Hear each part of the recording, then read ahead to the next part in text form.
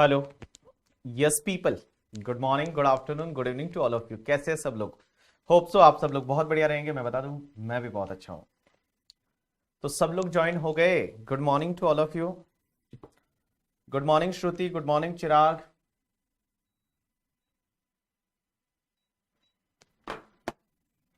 Good morning Himani, good morning Ravi, good morning Preksha, good morning to all of you. Yes, good morning to all of you. अब सब लोगों को good morning अगर मैं बोलने गया करके, ठीक है, सबका नाम लेके, तो शाम हो जाएगी। Yes, good morning to all of you. कैसे है सब लोग? सर बारिश हो रही है हमारे यहाँ पे। मैं बता दूं, हमारे यहाँ बारिश होती रहती है 2-2 महीने तक। पता है आपको? जब बारिश चालू होती है 2-2 महीने तक बंद ही नहीं होती है। वैसा है मुंबई। जब आप सीए बन जाओगे और अगर जॉब के लिए अगर आप मुंबई आओगे, तब आपको पता चलेगा कि मुंबई में कितनी बारिश होती है, कैसी लाइफ है, क्या है। चलिए, तो आज का अपना जो लेक्चर रहेगा, आज का लेक्चर बेसिकली आपको मैं बता सकता हूं इंट्रोडक्शन से रिलेटेड रहेगा, आपके सब्जेक्ट के इंट्रोडक्शन से रिलेटेड। उसके साथ साथ हम कुछ बेसिक चीजें हैं वो आज अपन डिस्कस करने वाले हैं। तो कुछ बेसिक चीजें डिस्कस करेंगे एंड आपके सिलेबस का इंट्रोडक्शन है वो इंट्रोडक्शन रहने वाला है। तो चलिए स्टार्ट करते हैं। हम जो भी पढ़ने वाले हैं ये पढ़ने वाले हैं मई एंड नवंबर 2024 में जो लोग एग्जाम दे रहे हैं। अगर मैं बात करूं सीए फाइनल की, तो सीए फाइनल का जो मई एंड नवंबर 2024 में जिन लोगों का एग्जाम ड्यू है, उनके लिए जो भी है एप्लीकेबल वो हम इस बैच में सीखने वाले हैं। लेकिन बहुत सारे बच्चे ये रहेंगे कि सर हम तो सीएमए वाले हैं, तो क्या हमारे लिए ये बैच रिलेवेंट है या नहीं है? Answer is yes. तो अगर मैं बात करूं कि सीएमए फाइनल वाले जो स्टूडेंट है, वो सीएमए फाइनल वाले जो जून एंड दिसंबर 2024 में अपने एग्जाम के लिए अपियर कर रहे हैं, उनके लिए ये बैच एप्लीकेबल है। तो चलिए, ये क्लियर हो जाता है ये बैच कौन से, ये जो बैच है ये कौन से एग्जाम के लिए रिलेवेंट है। मई नवंबर 2024 सीए की बात करूं तो, और सीएमए की जून दिसंबर 2024 के लिए। सबसे पहले आज हम डिस्कस करने वाले हैं आपके सिलेबस के बारे में कि आपके सिलेबस में क्या क्या है एग्जैक्टली, और हम क्या क्या पढ़ने वाले हैं। आपको क्या कुछ लिखने की जरूरत है? Answer is no. आपको कुछ भी लिखने की जरूरत नहीं है। आपके पास में नोटबुक नहीं भी रहेगा तो चलेगा। अब आप मुझे बोलोगे कि सर यहां पे जो आप लिख रहे हो क्या ये हमको मिलने वाला है? Answer is yes. जैसे ही ये लेक्चर कंप्लीट हो जाता है उसके 2 घंटे के अंदर अंदर ये वाला जो पीडीएफ जो भी मैं लिखूंगा, जिसको क्लास नोट्स नाम से बोला जाएगा, ये क्लास नोट आपकी ड्राइव में अवेलेबल रहेगा, वहां से आपको डाउनलोड करना है। तो ये क्लास नोट आपकी पास में रहेगा, पीडीएफ फॉर्म में रहेगा, हर दिन का क्लास नोट आपको मिलते जाएगा। तो आपको कुछ भी लिखने की जरूरत नहीं है। आपको क्या करना है? सिर्फ आराम से बैठना है करके, ठीक है? सिर्फ आराम से बैठना है। आराम किससे बैठना है? और जो जो मैं बोलता हूं वो आपको सुनते जाना है। तो चलिए हम चालू करते हैं ये पेपर। तो समझते ये पेपर है क्या। सबसे पहले मैं सीए वालों का सिलेबस बताने वाला हूं। तो सीए फाइनल की अगर मैं बात करूं तो ये पेपर नंबर अब आपका 4 हो गया है। Direct tax laws and international taxation करके ये आपका पेपर नंबर जो है ये पेपर नंबर 4 हो गया है। आप बोलोगे सर ऐसा क्यों बोल रहे हो पेपर नंबर 4? पहले क्या ये पेपर नंबर कुछ अलग हुआ करता था? Answer is yes. अगर मैं ओल्ड सिलेबस की बात करूं तो ओल्ड सिलेबस में ये पेपर नंबर 7 हुआ करता था। अब 7 की जगह ये पेपर नंबर आपका 4 हो गया है करके, ठीक है? ये 7 की जगह आपका पेपर नंबर 4 हो गया है और इस पेपर का नाम है direct tax laws and international taxation and ये पूरा आपका 100 मार्क का पेपर है। सर एक बात बताइए, आप ऐसा क्यों बोल रहे हो ये 100 मार्क का पेपर है करके, ठीक है? या आप ऐसा क्यों बोल रहे हो 100 मार्क का पेपर है? क्योंकि पेपर तो 700 मार्क का ही है। लेकिन एक बात बताओ, पहले क्या हुआ करता था पता है? एग्जिस्टिंग सिलेबस में पहले इसका 100 मार्क का ब्रेकअप दे रखा था। कैसे? कि डीटी से रिलेटेड आपको 70 मार्क्स का पूछा जाता था एंड आपका इंटरनेशनल टैक्सेशन है वो 30 मार्क्स का पूछा जाता था, और ऐसे 100 मार्क का पेपर होता था। लेकिन न्यू सिलेबस में जो आईसीआई का न्यू सिलेबस रिलीज हुआ उसमें ये 70-30 का ब्रेकअप को हटा दिया गया है। देयर इज नो 70-30 का ब्रेकअप। अब आपका ये पेपर 100 मार्क का है। अब हो सकता है इंटरनेशनल टैक्सेशन इसमें ज्यादा भी पूछ सकते हैं। देयर मे बी पॉसिबिलिटी का 30 मार्क्स से हो सकता है 40 मार्क्स तक इंटरनेशनल टैक्सेशन पूछ सकते हैं, और ये भी प्रोबेबिलिटी हो सकता है कि यहां पे इंटरनेशनल टैक्सेशन है वो 20 मार्क्स का ही पूछे। सो यहां पे अभी जो है वो ब्रेकअप नहीं है। ओल्ड सिलेबस में क्या था ना कि यहां पे ब्रेकअप दे रखा था, आपका 70-30 का ब्रेकअप था। अब ये ब्रेकअप नहीं है in the new syllabus. New syllabus में 100 मार्क का पेपर है, और ये 100 मार्क के लिए direct tax as well as international taxation है, वो आपको पूछा जाएगा। लेकिन यहां पे लिखा हुआ है कि डायरेक्ट टैक्स लॉज, इस पेपर का नाम है डायरेक्ट टैक्स लॉज। मेरा क्वेश्चन आप लोगों से यह है कि एक बात बताओ, हम क्या पढ़ने वाले हैं? हम इनकम टैक्स एक्ट पढ़ने वाले हैं भाई, इनकम टैक्स एक्ट पढ़ने वाले हैं, या हम इनकम टैक्स लॉ पढ़ने वाले हैं? और अगर आप ये बता दो मुझे कि हम एक्ट पढ़ने वाले हैं, लॉ पढ़ने वाले हैं, एंड मुझे ये बता दो कि ये एक्ट और लॉ में फर्क क्या होता है, एक्ट किसको बोलते हैं और लॉज किसको बोलते हैं, चलिए बताइए मुझे। I am waiting for your answer. मैं आपके आंसर का वेट कर रहा हूं। मुझे ये बताइए कि हम क्या पढ़ने वाले हैं, इनकम टैक्स एक्ट पढ़ने वाले हैं या इनकम टैक्स लॉ पढ़ने वाले हैं? बिकॉज सब्जेक्ट का नाम तो है direct tax laws and international taxation. CA final के सब्जेक्ट का नाम, पेपर नंबर 4 की बात हो रही है। हम लॉ पढ़ने वाले हैं या फिर हम एक्ट पढ़ने वाले हैं? तो लॉ लिखा है, कोई बोल रहा है हम तो एक्ट पढ़ने वाले हैं, तो लॉ गलत लिखा है, फिर काट दें यहां से। लिखना चाहिए था डायरेक्ट टैक्स एक्ट वाला जो है, इनकम टैक्स एक्ट पढ़ने वाले हैं, इंटरनेशनल टैक्सेशन पढ़ने वाले हैं। तो हम लॉ पढ़ने वाले हैं या एक्ट पढ़ने वाले हैं? तो यहां पे बहुत सारे लोगों ने आंसर दिया। ऋषभ ने बोला एक्ट मतलब बेयर एक्ट होता है। किसी ने बोला कि law act is what has been passed in the parliament. तो लॉ कहां पे, अपने घर पे पास होता है। लॉज है वो अपने घर पे पास होता है। अगर मैं सीएमए वालों की बात करूं तो सीएमए इंस्टीट्यूट ने भी यहां पे लिखा हुआ है direct tax loss and international taxation. चलिए, तो हम लॉ पढ़ने वाले हैं या एक्ट पढ़ने वाले हैं? तो इसको लेके काफी लोगों ने, स्पर्श ने बहुत अच्छे से आंसर किया, अनिकेत ने किया करके, ठीक है। उसके बाद वासु ने किया, यथार्थ ने किया कि इनकम टैक्स एक्ट और लॉ। राइट आंसर इज, देखिए बेटा, हम जो इस बैच में पढ़ने वाले हैं ना, वो हम लॉ पढ़ने वाले हैं, सिर्फ एक्ट नहीं पढ़ने वाले, हम लॉ पढ़ने वाले हैं। अब आप बोलेंगे कि एक्ट और लॉ में फर्क क्या होता है? तो देखो, एक्ट और लॉ में फर्क क्या होता है कि जैसे फॉर एन एग्जांपल, यहां पे ये जो पूरा है ना, इसको बोला जाता है law, means this is the law. और इस लॉ के अंदर आता है एक्ट है, उसके बाद में रूल्स है, उसके बाद में नोटिफिकेशन है, उसके बाद में सर्कुलर है, उसके बाद में केस लॉज है। इन सब का जब हम स्टडी करते हैं ना, तब हम बोलते हैं कि हम यहां पे लॉ पढ़ रहे हैं। तो एक बात बताऊं, लॉ जो होता है ना, वो लॉ एक वाइडर टर्म होता है, और एक्ट जो है वो थोड़ा नैरो टर्म होता है। एक्ट किसको बोलते हैं कि भैया, अगर मान लो जैसे इनकम टैक्स की बात करूं, तो income tax act 1961 is a one main act, और you can say that the captain of the team. ये जो पूरा है ना, इसको बोला जाता है एक टीम, क्रिकेट टीम। अगर मैं इंडियन क्रिकेट टीम की बात करूं तो this is the Indian cricket team, ये इंडियन क्रिकेट टीम है, इसको बोला जाएगा लॉ। और उसके अंदर में कैप्टन है, और इस कैप्टन को अपन बोलेंगे चलो Rohit Sharma is a captain. Rules किसको बोलेंगे, चलो हमारे पास में कोई अच्छा विकेट कीपर है ऋषभ पंत, उसको अपन बोल देंगे रूल्स। नोटिफिकेशन सर्कुलर में कौन आएगा, विराट कोहली है, या फिर जितने भी लाइक बॉलर वगैरह है वो तुम्हारे आ जाएंगे नोटिफिकेशन सर्कुलर, केस लॉज वगैरह। तो एक बात बताओ ना, जब आप इन सब की कंबाइन स्टडी करते हो ना, तब हम बोलते हैं कि आप लॉ पढ़ने वाले हो। तो हम यहां पे जो है सिर्फ एक्ट नहीं पढ़ने वाले, हम यहां पे लॉ पढ़ने वाले हैं। So that is difference between act and law.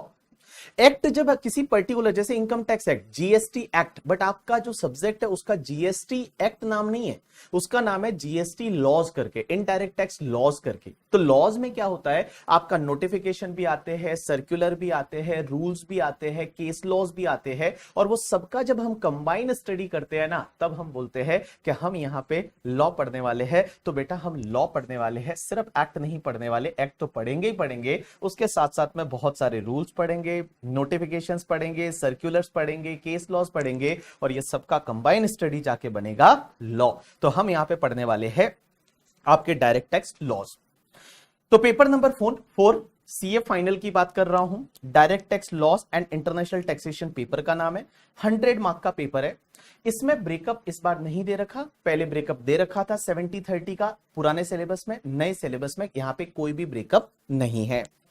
चलिए सर, इस जो पेपर में क्या क्या कंटेंट रहेगा, हम क्या क्या सीखने वाले हैं करके, ठीक है, हम क्या क्या सीखने वाले हैं, तो उसके बारे में मैं आपको सिर्फ आज सिलेबस के बारे में थोड़ा डिस्कशन हम कर रहे हैं इनिशियली, कि इसमें क्या क्या सीखने वाले हैं, कंटेंट क्या क्या रहेगा। क्योंकि हमने इंटरमीडिएट में भी तो इनकम टैक्स पढ़ा था, इंटरमीडिएट में हमने सैलरी पढ़ा था, हाउस प्रॉपर्टी पढ़ा था, ये सब चीजें पढ़ी थी, क्या फाइनल में क्या क्या है करके, ठीक है। तो इसका कंटेंट क्या क्या है, तो देखो कंटेंट में इन्होंने क्या बोला, all people just focus here. सबसे पहले इन्होंने बोला comprehensive computation of income tax liability of the companies and other entities under the alternative taxation regime under the Income Tax Act 1961 to the optimized tax liability।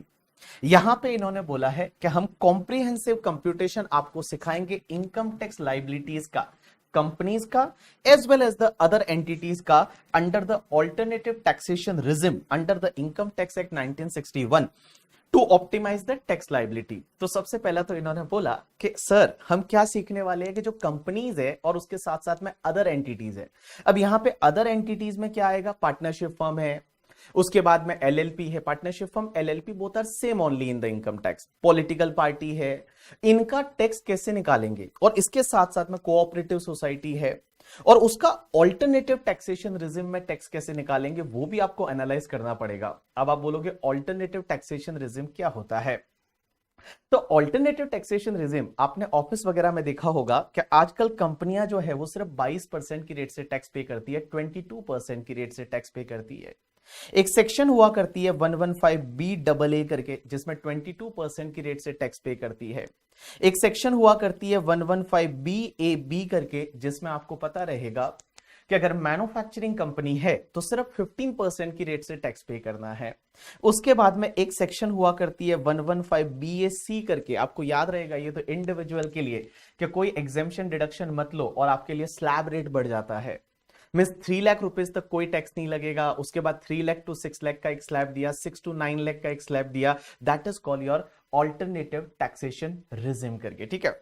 उसके बाद में एक section आएगी 115BAD करके, और इस साल से एक और सेक्शन आई है 115BAE करके, और ये दोनों सेक्शन जो है ये कोऑपरेटिव सोसाइटी के लिए है कि कोऑपरेटिव सोसाइटी को ऑल्टरनेटिव टैक्सेशन रिजिम 22% एंड 15% की रेट से टैक्स कैसे लग सकता है उससे रिलेटेड ये सेक्शन है। तो कुल मिला के मैं बताऊं ये सब ऑल्टरनेटिव टैक्सेशन रिजिम है, जैसे जैसे हम आगे बढ़ेंगे वैसे वैसे इन चीजों को सीखते जाएंगे। अभी के लिए सिर्फ मैं आपको सिलेबस में बता रहा हूं कि है क्या क्या।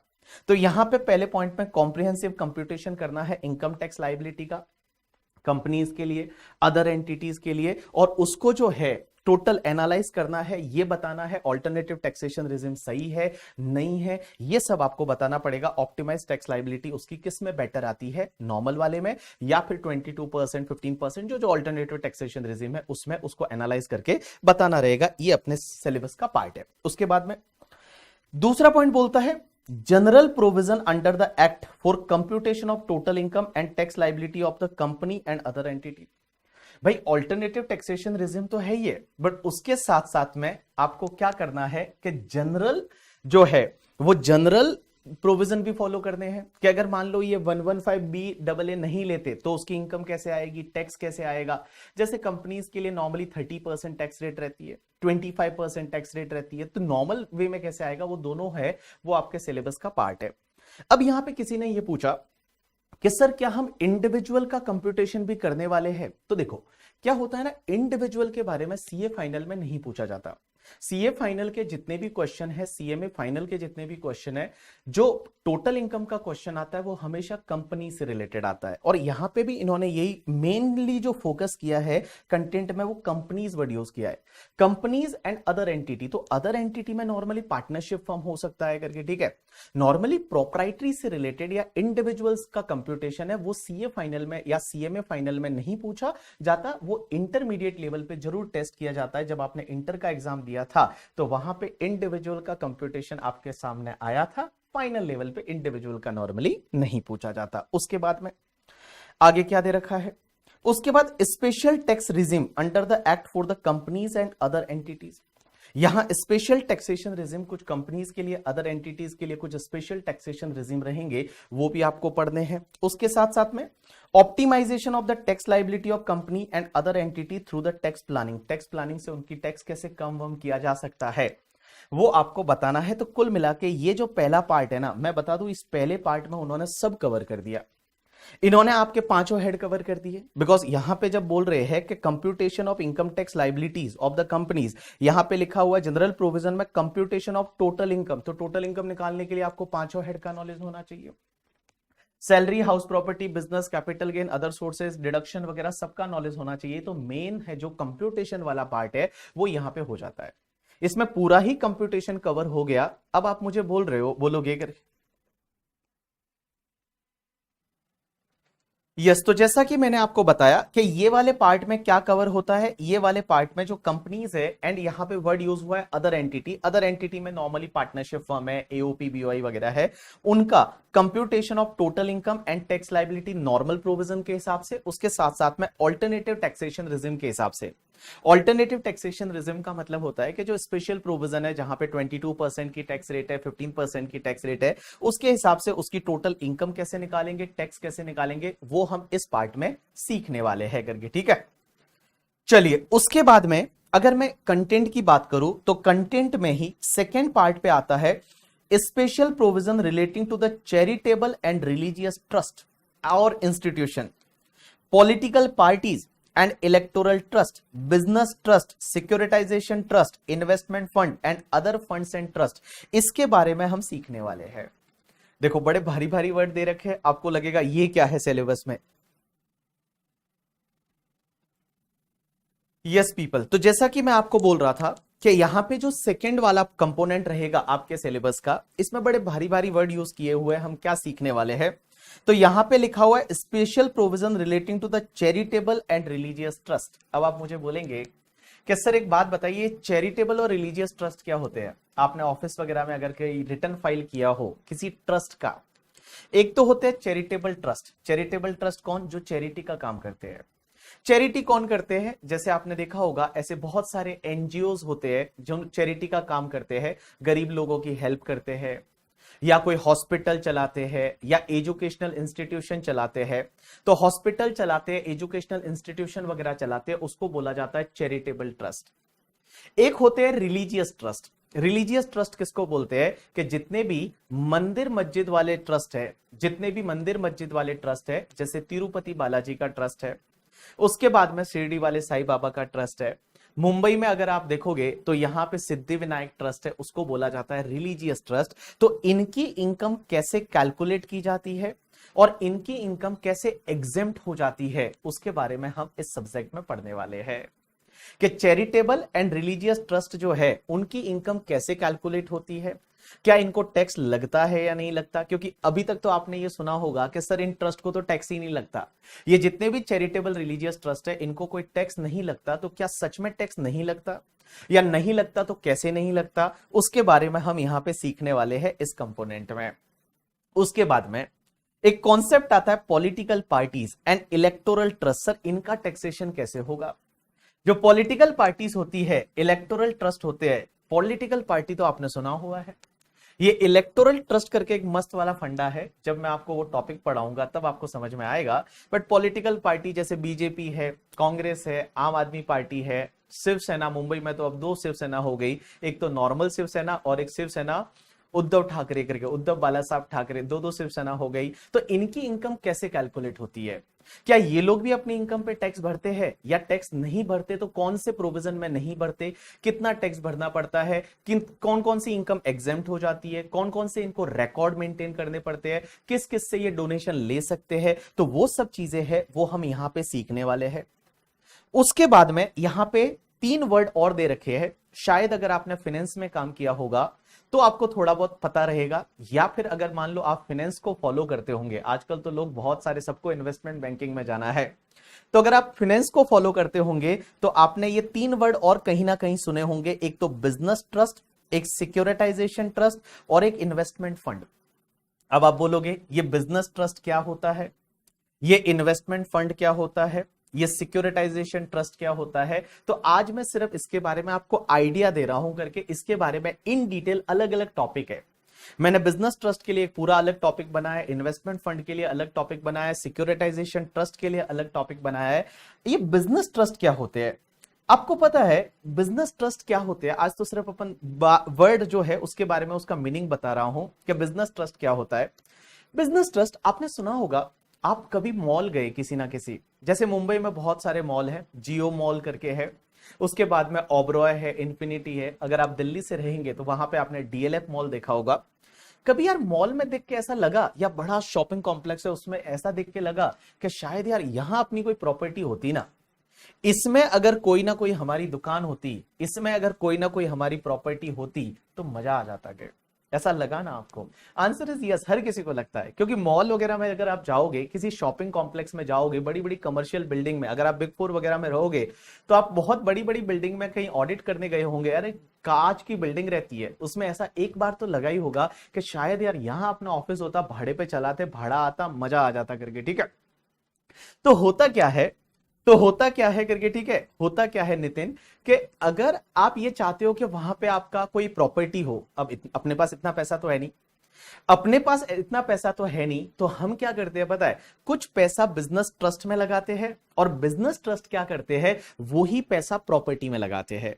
बिजनेस ट्रस्ट है वही पैसा प्रॉपर्टी में लगाते हैं, और उससे जो रेंटल इल्ड होती है, जो रेंट आता है, वो रेंट एज इट इज आपको इनकम के फॉर्म में दे दिया जाता है, उसको बोला जाता है business trust.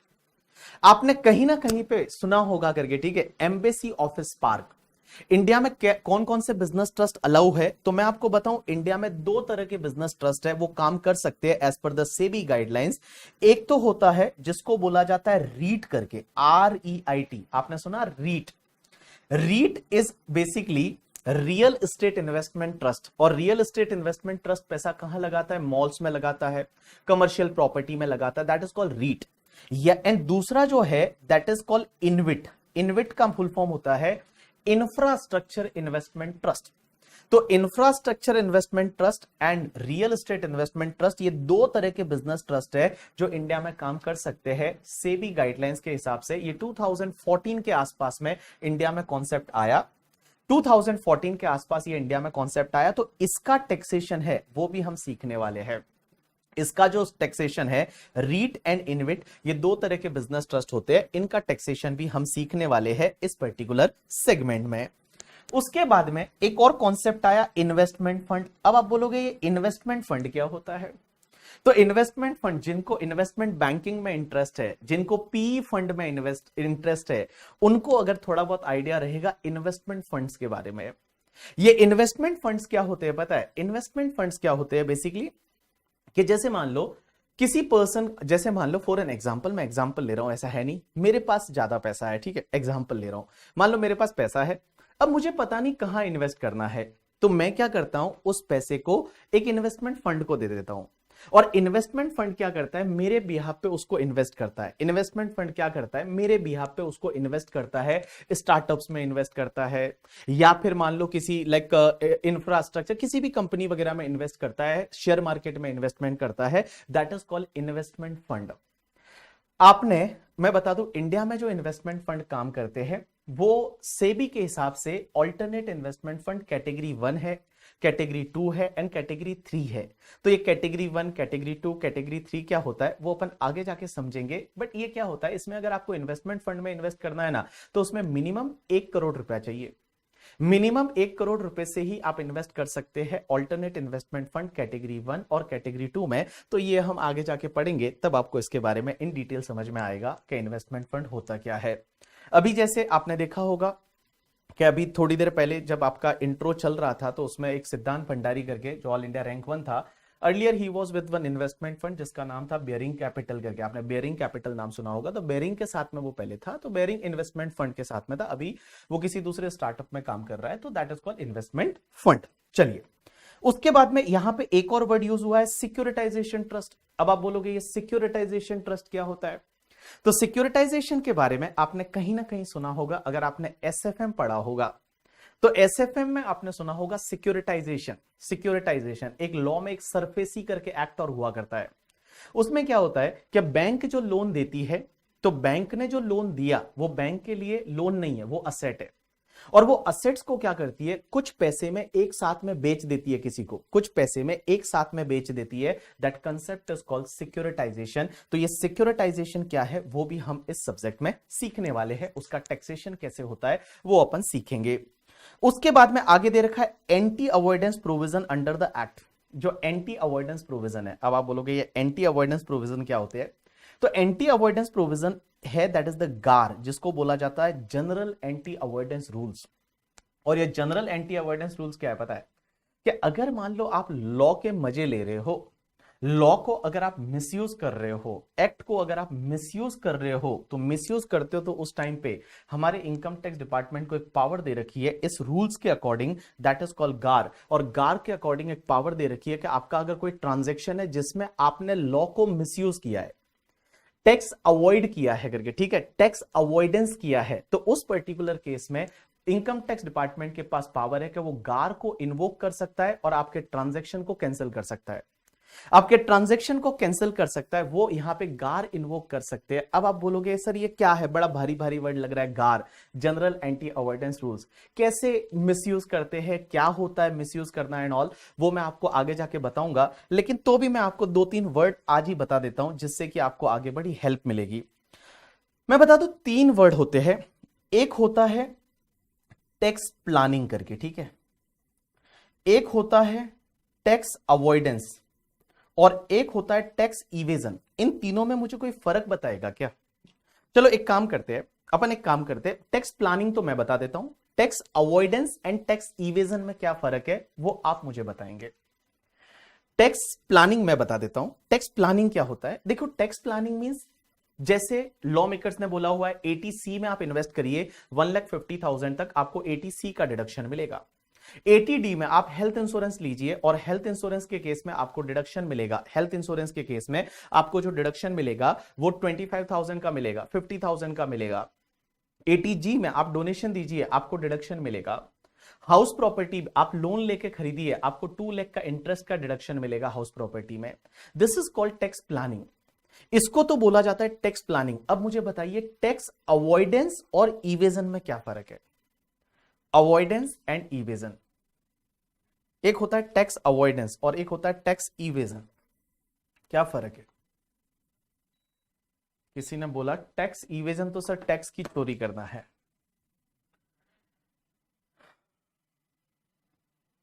Tax evasion and tax avoidance, कि सर ये टैक्स अवॉइडेंस है और टैक्स इवेजन है। चलिए जो मेरे पास में आंसर आ रहे हैं, बहुत सारे बच्चों ने सही आंसर किए and I am so happy that कि सबने सही आंसर किया यार, बहुत सारे बच्चों ने सही आंसर किए। पीयूष बोल रहा है avoidance is unintentional and evasion is intentional. No, that is not right, that is not right. किसी ने बोला, खुशी बोल रही है avoidance is legal but evasion is illegal, ठीक है, इज अवॉइडेंस इज लीगल, तो फिर गार की जरूरत क्या थी? Anti avoidance provision of the act. देखिए 2 चीजें हैं, एक है टैक्स इवेजन। टैक्स इवेजन तो भैया इलीगल है, आप गलत कर रहे हो, that is called tax evasion. जैसे एग्जांपल के लिए टैक्स इवेजन के एग्जांपल, आपने क्या किया कि अपने प्रॉफिट एंड लॉस के डेबिट में कुछ डमी खर्चे डाल दिए। डमी खर्चे मींस बिल है नहीं, और आपने ऐसे ही कैश के खर्चे डाल दिए जो आप लास्ट में डालते हो करके, ठीक है, हर साल प्रॉफिट कम करना रहता है तो आप कुछ खर्चे डाल देते हो, तो आपने डमी खर्चे डाले पीएनडल के डेबिट में, that is called tax evasion. आप टैक्स की चोरी कर रहे हो, आप टैक्स को इवेड कर रहे हो। या फिर कोई सेल्स है, वो सेल्स आपने रिकॉर्ड ही नहीं की, जो सेल्स है जो रिकॉर्ड करनी चाहिए थी आपने सेल्स को रिकॉर्ड ही नहीं किया, that is called tax evasion करके। या फिर आपने कोई परचेज की थी और परचेज का बिल है वो 2 लाख का था, आपने बिल को 2 बार एंट्री कर दी पीएनडल के डेबिट में और आपने 4 लाख परचेज का बिल डाल दिया, that is called tax evasion. तो टैक्स इवेजन, तो आपको एक बात बताऊं, ये तो आप गलती कर रहे हो, आप चोरी ही कर रहे हो, that is called tax evasion. अब होता है एक टैक्स अवॉइडेंस। आप बोलोगे टैक्स अवॉइडेंस किसको बोलेंगे करके, ठीक है, टैक्स अवॉइडेंस किसको बोलेंगे? तो टैक्स अवॉइडेंस क्या होता है कि आप देखो लॉ के लूपहोल को यूज कर रहे हो, लॉ के लूपहोल को यूज कर रहे हो, that is called tax avoidance. मतलब लॉ मेकर्स का इंटेंशन ऐसा नहीं था, लॉ मेकर्स ने जिस दिन लॉ लिखा था उनका इंटेंशन ऐसा नहीं था, और उनके इंटेंशन के विरुद्ध जाके आप लॉ को यूज कर रहे हो, लॉ के अंदर रह के काम कर रहे हो, आप लॉ के अंदर रह के काम कर रहे हो, लॉ के बाहर नहीं जा रहे, बट लॉ के लूपहोल को आप यूज कर रहे हो, that is called tax avoidance करके। तो टैक्स देखो, टैक्स प्लानिंग तो सब चीजें बेस्ट बेस्ट करना, एटीसी का डिडक्शन लेना, एटीडी का डिडक्शन लेना, हाउस प्रॉपर्टी में डिडक्शन लेना, सैलरी में अगर आपको जो डिडक्शन मिलते हैं वो लेना, that is tax planning. Tax evasion क्या होता है? चोरी करना, मतलब आप झूठा झूठा कर रहे हो करके, ठीक है, आपने एटीसी का इन्वेस्टमेंट तो किया नहीं, आप डिडक्शन ले रहे हो करके, डमी डिडक्शन ले रहे हो, that is tax evasion. Tax avoidance क्या होता है? टैक्स अवॉइडेंस क्या होता है कि आप जो है वो लॉ के लूपहोल को यूज कर रहे हो, आप जो है वो लॉ के लूपहोल को यूज कर रहे हो, that is called tax avoidance. अब आप बोलोगे कि सर टैक्स अवॉइडेंस जो है उसका कोई एग्जांपल दे दो कि लॉ के लूपहोल को कैसे यूज करते हैं। देखो आजकल लोग ज्यादा यूज नहीं कर पाते, पहले करते थे, क्योंकि अब तो गार लग गया है। और ये जो गार वाला टॉपिक है ना, इस टॉपिक में हम सीखेंगे कि भैया अगर आपने लॉ के लूपहोल को यूज किया और अगर डिपार्टमेंट को पता चल गया तो भैया आपका ट्रांजैक्शन जो कर रहे हो उसको एकदम रियल लेके आया जाएगा। मीन्स वो बोलते हैं ना, क्या बोलते हैं उसको, कॉर्पोरेट वेल को वैसे मतलब अनफोल्ड किया जाएगा। मीन्स उस ट्रांजैक्शन को अनफोल्ड किया जाएगा और एक्चुअल उसका जो सब्सटेंस ओवर फॉर्म देखा जाएगा, उसका सब्सटेंस ओवर फॉर्म देखा जाएगा, वैसे किया जाएगा अगर आजकल ऐसा करते हो तो। लेकिन पहले ऐसे बहुत सारे लोग करते थे। धीरूभाई अंबानी की अगर मैं बात करूं तो उन्होंने तो बहुत सारे ऐसे प्रोविजन है जिनका मिसयूज किया करके, लॉ के जो प्रोविजन है वो लॉ में रह के काम किया बट उनका मिसयूज किया, that is called your tax avoidance. एक बेस्ट एग्जांपल आपने अगर सुना होगा कभी तो वोडाफोन करके, वोडाफोन का केस लॉ के बारे में आपने सुना होगा, तो वोडाफोन का case law was the best example of the tax avoidance. वो टैक्स अवॉइडेंस का एक बेस्ट एग्जांपल था वोडाफोन का केस लॉ। और वोडाफोन के केस लॉ में क्या हुआ था, मैं जस्ट आपको यहां पे थोड़ा हिंट दे रहा हूं कि वोडाफोन के केस लॉ में हुआ क्या था।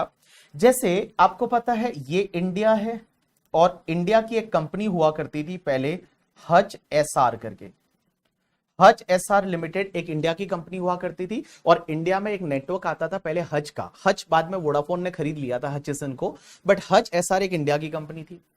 अब हज एसआर एक इंडिया की कंपनी थी और हज एसआर की जो होल्डिंग कंपनी थी ना, वो एक सीजीपी करके थी जो केमन आइलैंड में थी। केमन आइलैंड करके एक टैक्स हेवन कंट्री है, केमन आइलैंड आपने सुना होगा, तो Cayman island is a tax haven country. वहां पे एक ये फॉरेन कंपनी थी जिसका नाम था सीजीपी, और ये सीजीपी जो है ना वो होल्डिंग कंपनी थी किसकी, हज एसआर की। तो हज एसआर जो है वो एक सब्सिडरी कंपनी बन गई। ये हच एसआर इंडिया का एक सब्सिडरी कंपनी बन गया, किसका, सीजीपी करके, जो कि केमन आइलैंड में है, एक फॉरेन कंपनी का। अब एक बात समझना, ये सीजीपी की होल्डिंग कंपनी जो थी जिसका नाम था हचिसन हांगकांग, हचिसन हांगकांग, और वो होल्डिंग कंपनी थी और उसकी सब्सिडरी बन गई सीजीपी, उसकी सब्सिडरी बन गई सीजीपी। अब एक बात समझना, इनको क्या करना था मैं बताऊं, यहां पे हज एसआर इंडिया का कंपनी, इसका जो है सीजीपी उसका होल्डिंग कंपनी, और सीजीपी का होल्डिंग कंपनी है वो हचिसन हांगकांग करके है। अब एक बात समझना, इनको इंडिया का बिजनेस बेचना है, इंडिया का हज एसआर का बिजनेस बेचना था, हज को बेचना था, इंडिया का बिजनेस बेचना था। तो इंडिया का बिजनेस कैसे बेचा जा सकता है, कि भाई ये जो सीजीपी के पास में हच एसआर के शेयर है, वो शेयर किसी को बेच दे। तो भैया हच एसआर के शेयर किसी को बेच दिया तो इंडिया का बिजनेस बिक जाएगा। तो यहां पे उन्होंने बोला कि हम इंडियन बिजनेस को बेचना चाहते हैं, कोई बिड लगाने के लिए आओ। तो बिड लगाने के लिए यहां पे बहुत सारी कंपनियां आई थी, लेकिन एक कंपनी थी जिसका नाम है वोडाफोन करके, ठीक है। और ये वोडाफोन जो है ये नीदरलैंड बेस्ड कंपनी थी, और वोडाफोन ने बिड लगाई और वोडाफोन ने बोला कि हमको इंडिया का ये हच एसआर का बिजनेस चाहिए। अब ये कैसे बेचा जा सकता था? सीजीपी के पास में हच एसआर के शेयर है, तो सीजीपी हच एसआर के शेयर वोडाफोन को बेच दे। भाई सीजीपी के पास, सीजीपी होल्डिंग कंपनी है, हच एसआर एक इंडियन कंपनी है, इंडियन कंपनी के शेयर वोडाफोन को बेच दे। बट अगर ये ऐसा करते हैं करके, ठीक है, तो इंडिया में टैक्स लग जाएगा, क्योंकि इंडियन कंपनी के शेयर बिक रहे हैं, इंडियन कंपनी के शेयर बिक रहे हैं। और जब इंडियन कंपनी के शेयर वर्ल्ड में कहीं भी बिकते हैं ना, उस पर इंडिया में टैक्स लगता है, बिकॉज वो इंडियन असेट माना जाता है कि आप इंडियन असेट बेच रहे हो। हच एसआर इंडिया का कंपनी है, तो हच एसआर एक इंडिया का कंपनी है, इंडियन कंपनी के शेयर बिके तो इंडिया में टैक्स लग जाएगा। इन्होंने दिमाग लगाया था और इन्होंने क्या किया कि ये जो हच हांगकांग है, इसने सीजीपी के शेयर है वो वोडाफोन को बेच दिए। हच हांगकांग ने सीजीपी जो केमन आइलैंड में है उसके शेयर है वो वोडाफोन को बेच दिए। अब एक बात समझना, हो क्या रहा है कि भैया वोडाफोन एक फॉरेन कंपनी है, हच हांगकांग भी एक फॉरेन कंपनी है, और सीजीपी भी एक फॉरेन कंपनी है। मींस एक फॉरेन कंपनी दूसरी फॉरेन कंपनी के शेयर तीसरी फॉरेन कंपनी को बेच रही है। इंडियन कंपनी के शेयर इंटैक्ट है, इंडियन कंपनी के शेयर है वो इंटैक्ट है। इंडियन कंपनी के जो शेयर है वो पहले भी सीजीपी के पास में थे, अभी भी सीजीपी के पास में है। इंडियन कंपनी का शेयर तो बिका ही नहीं। और ये जो था ना, it was the best example of the tax avoidance. और उन्होंने बोला इंडिया में कोई टैक्स लगेगा नहीं, क्योंकि हमने इंडियन असेट को बेचा ही नहीं, हमने इंडियन असेट को बेचा ही नहीं। और एक बात बताऊं, ये जो सीजीपी है ना, ये सीजीपी जो है, ये सीजीपी जानबूझ के वहां पे क्रिएट की थी टैक्स बचाने के लिए। ये सीजीपी जो क्रिएट की थी वो सिर्फ टैक्स बचाने के लिए उन लोगों ने क्रिएट की थी। तो ये इन्होंने टैक्स अवॉइड किया। यहां टैक्स अवॉइडेंस, बिकॉज लॉ में ये लिखा हुआ था कि सिर्फ इंडियन असेट बेचेंगे तो इंडिया में टैक्स लगेगा, इंडियन कंपनी के शेयर बेचेंगे तो इंडिया में टैक्स लगेगा। यहां पे इंडियन कंपनी के शेयर तो बिके नहीं। इंडियन कंपनी जो हच एसआर है उसके शेयर पहले भी सीजीपी के पास थे, अभी भी सीजीपी के पास है, सीजीपी के शेयर बिक गए, उस पर बोले इंडिया में टैक्स नहीं लगेगा। अब मैं बताऊं हुआ क्या। उसके बाद में ये जब ट्रांजैक्शन हुआ ना, तो जैसे ही ये ट्रांजैक्शन हुआ, ऑब्वियसली यहां पे वोडाफोन और हच ने बेचा था, वोडाफोन ने खरीदा था, हच ने इस पे कोई भी टैक्स नहीं भरा, हच ने इस ट्रांजैक्शन पे कोई भी टैक्स है वो नहीं भरा। अब जैसे हच ने टैक्स नहीं भरा तो हुआ क्या, थोड़े टाइम बाद बॉम्बे का एक असेसिंग ऑफिसर है, उसने नोटिस भेजा वोडाफोन को।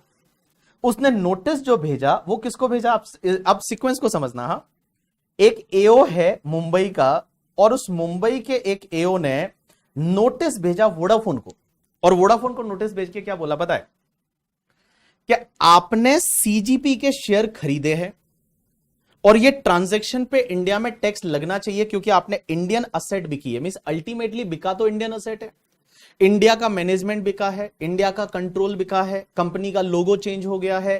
तो आपने जो बेचा है वो तो आपने इंडियन असेट बेचा है। वोडाफोन को नोटिस भेजा मुंबई के एओ ने, और मुंबई के एओ ने बोला वोडाफोन को कि आपने जब सीजीपी के शेयर खरीदे हैं हचिसन से, हचिसन हांगकांग को आपने पेमेंट किया है, आपने उस पर टीडीएस नहीं काटा, आपने उस पर टीडीएस नहीं काटा, और टीडीएस नहीं काटा तो इसके लिए मैं आपको 201 करके एक इनकम टैक्स की सेक्शन होती है, जिसमें मैं आपको असेसी इन डिफॉल्ट बनाता हूं, और आप एक काम करिए पेनल्टी भरिए। और उसने ऑर्डर बना के भेज दिया।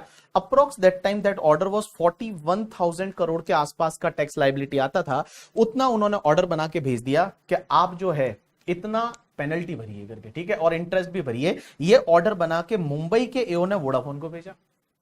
अब आप समझो, वोडाफोन को जैसे ही मुंबई के एओ ने भेजा, वोडाफोन ने बॉम्बे हाईकोर्ट में रिट लगा दी, और बॉम्बे हाईकोर्ट में वोडाफोन गई, और वोडाफोन बोलती है कि हमारे साथ गलत हो रहा है, हमको टीडीएस काटना ही नहीं है। हम टीडीएस क्यों काटे? टीडीएस तो तब काटना रहता है ना जब आगे वाले के हाथ में कोई टैक्सेबल चीज हो।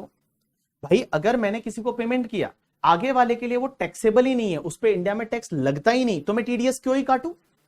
मैं टीडीएस क्यों काटूं? टीडीएस तो तब काटना रहता है जब आगे वाले के हाथ में ये टैक्सेबल होगा।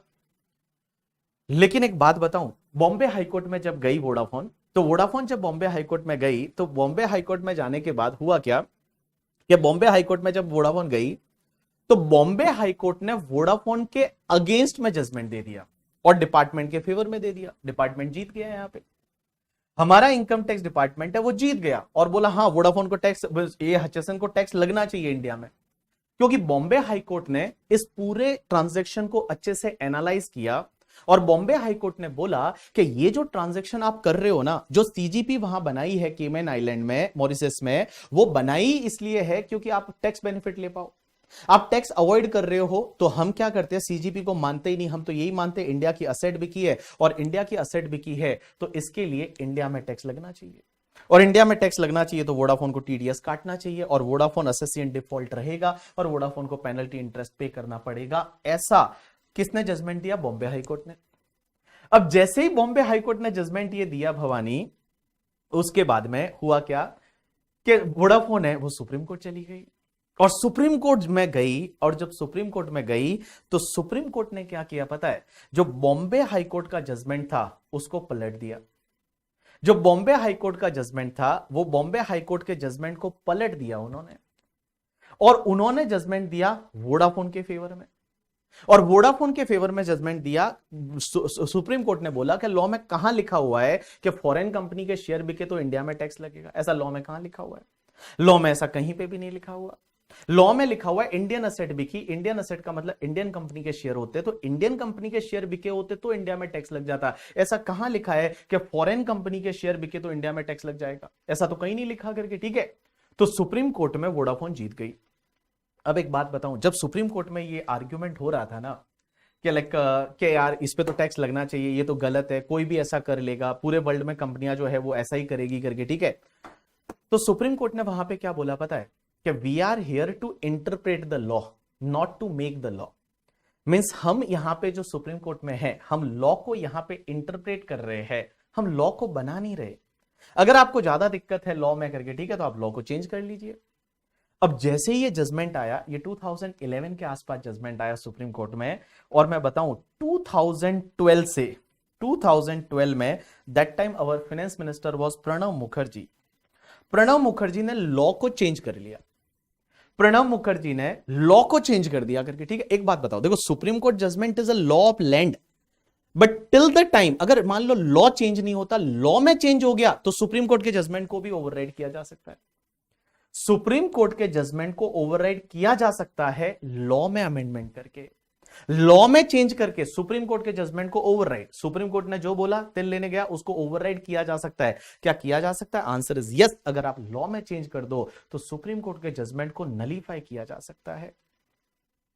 तो वहां पे क्या हुआ, 2012 में Pranab Mukherjee was finance minister, उन्होंने लॉ को चेंज कर दिया और लॉ को चेंज रेट्रोस्पेक्टिवली किया। कैसे किया? रेट्रोस्पेक्टिवली।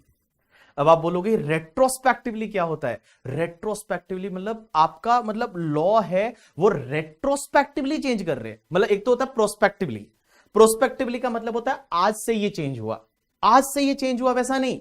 रेट्रोस्पेक्टिवली प्रणब मुखर्जी ने 1961 से लॉ को चेंज किया और 1961 से लॉ को चेंज किया। That time Pranab Mukherjee was the finance minister, P Chidambaram was the home minister in 2012। P Chidambaram home minister थे 2012 में, और उन्होंने 2012 में Pranab Mukherjee was the finance minister, और प्रणब मुखर्जी ने लॉ को चेंज कर दिया रेट्रोस्पेक्टिवली 1961 से। और लॉ में क्या लिखा मैं आपको बताऊं, आगे जाके इन डिटेल जब इंटरनेशनल टैक्सेशन पढ़ेंगे तो उन चीजों के बारे में इन डिटेल डिस्कशन करेंगे, बट मैं आपको बताऊं लॉ में क्या लिखा पता है? लॉ में ऐसा लिखा गया कि अगर कोई फॉरेन कंपनी है और फॉरेन कंपनी अपने शेयर की वैल्यू डिराइव्ड करती है इंडियन असेट से, कोई फॉरेन कंपनी है और वो फॉरेन कंपनी अपने शेयर की वैल्यू डिराइव्ड करती है इंडियन असेट से, तो वो फॉरेन कंपनी के share deem to be located in India माने जाएंगे। ऐसा प्रणब मुखर्जी ने लिखा कि अगर ये फॉरेन कंपनी है और ये फॉरेन कंपनी अपने शेयर की वैल्यू डिराइव करती है इंडियन असेट से, तो फॉरेन कंपनी के शेयर है ना वो deem to be located in India माने जाएंगे, और फॉरेन कंपनी के शेयर बेचोगे तो उस पर टैक्स लग जाएगा। फॉरेन कंपनी के शेयर अपनी वैल्यू डिराइव करते हैं अगर इंडियन असेट से, तो फॉरेन कंपनी के share deem to be located in India माने जाएंगे, और फॉरेन कंपनी के शेयर बेचोगे तो उस पर इंडिया में टैक्स लग जाएगा, ऐसा लिखा गया लॉ में। और एक बात बताऊं, अगर ये जैसे ही ये वाला जजमेंट आया उसके बाद से वोडाफोन वगैरह जो है उन्होंने बड़ा इसका ऑब्जेक्शन लिया कि यार हमने जब ये ट्रांजैक्शन किया था तब तो इंडियन लॉ ऐसा था नहीं, तब तो इंडियन लॉ जो है वो ऐसा था नहीं, आपने रेट्रोस्पेक्टिव अमेंडमेंट करके 1961 से अमेंडमेंट कर दिया, वोडाफोन को आपने डिमांड नोटिस भेज दिया। वोडाफोन के साथ साथ में एक और मैं बात बताऊं, एक और कंपनी थी जो वेदांता के साथ में टाइप हुआ था, वेदांता के साथ में टाइप हुआ था, एक और ऐसी कंपनी थी, 2-4 कंपनियां ऐसी थी, ठीक है, जिनके साथ में ये चीजें हो रही थी, और उनको वापस से उन्होंने जो है नोटिस भेज दिया और बोला अब लाउड टैक्स, अब तो हमारा लॉ बोलता है, रेट्रोस्पेक्टिव अमेंडमेंट कर दिया, सुप्रीम कोर्ट को भी नलीफाई कर दिया, सुप्रीम कोर्ट के जजमेंट को ओवरराइड कर दिया, और बोला हमारा तो 1961 से यही कहना था, कैसा ही है करके लॉ, अब लाउड टैक्स। अब जैसे ही टैक्स मांगा तो इन लोगों ने क्या किया, वोडाफोन है और एक और कंपनी जो थी करके, ठीक है, एक और कंपनी थी, ये दोनों गए इंटरनेशनल कोर्ट में, इंटरनेशनल कोर्ट करके, ठीक है, और इंटरनेशनल कोर्ट जो लोकेटेड है नीदरलैंड में, नीदरलैंड में एक जो इंटरनेशनल कोर्ट होती है ना, वहां पे ये लोग गए, और वहां पे जाने के बाद में उन्होंने बोला कि भैया ये तो हमारे साथ गलत हो रहा है, आपने 1 मिनट में वक्त बदल दिया, जज्बात बदल दिए करके, सुप्रीम कोर्ट हमारे साथ थी, फिर आपने सुप्रीम कोर्ट को ओवरराइड कर दिया, लॉ में अमेंडमेंट कर दिया, बोला टैक्स लाओ करके, ये तो हमारे साथ गलत हो रहा है। तो वो लोग कहां गए, नीदरलैंड में एक कोर्ट में गए, वोडाफोन वगैरह करके, ठीक है, और नीदरलैंड की कोर्ट में जाने के बाद पता है इंडिया वालों की वहां बहुत बेइज्जती हुई, बेइज्जती इसलिए हुई क्योंकि इंडिया इंडिया ने भी रिप्रेजेंट किया कि हमने लॉ में अमेंडमेंट क्यों किया, कैसे किया, लेकिन हुआ क्या था उस टाइम पे नीदरलैंड और इंडिया के बीच में एक टैक्स ट्रीटी साइन हुई थी, टैक्स ट्रीटी का मतलब होता है एक अग्रीमेंट, एक अग्रीमेंट साइन हुआ था, और उस अग्रीमेंट में यह लिखा हुआ था कि हम आपस में बिजनेस को प्रमोट करेंगे, हम आपस में एक कंट्री दूसरी कंट्री में बिजनेस को प्रमोट करेगी, इंडिया नीदरलैंड को सपोर्ट करेगा, नीदरलैंड इंडिया को सपोर्ट करेगी, ऐसे एक ट्रीटी हुई थी। तो उसके अंतर्गत ऐसा था कि वो लोग वहां कोर्ट वहां पे चले गए करके, ठीक है, और जब इंटरनेशनल कोर्ट जो था, इंटरनेशनल कोर्ट था, वो इंटरनेशनल कोर्ट ने क्या किया पता है, जजमेंट किसके फेवर में दिया, वोडाफोन के फेवर में, और इंडिया वालों को बड़ी लताड़ लगाई, इंडिया वालों को सच में लताड़ लगाई। एक तो कोर्ट ने ये बोला था कि इंडिया की जो भी प्रॉपर्टी है ना गवर्नमेंट की यहां पे, मतलब उस फॉरेन कंट्री में, बोला इसको इनको जब्त कर लो, इनको जब्त कर लो, बोला ऐसे कैसे करके, ठीक है। आप एक बात बताओ कि जब कंपनी ने ट्रांजैक्शन किया था तब टैक्स नहीं लगा, लॉ में कुछ लिखा हुआ नहीं था, सुप्रीम कोर्ट ने इनके फेवर में जजमेंट दे दिया, उसके बाद आप लॉ को पलट गए, लॉ ही आपने बदल दिया 1961 से, बोले हम तो 1961 से यही बोल रहे थे कि टैक्स लगना चाहिए। तो इंटरनेशनल में कोर्ट में जाके हमारी बड़ी बेइज्जती हुई इंडिया वालों की उस टाइम पे।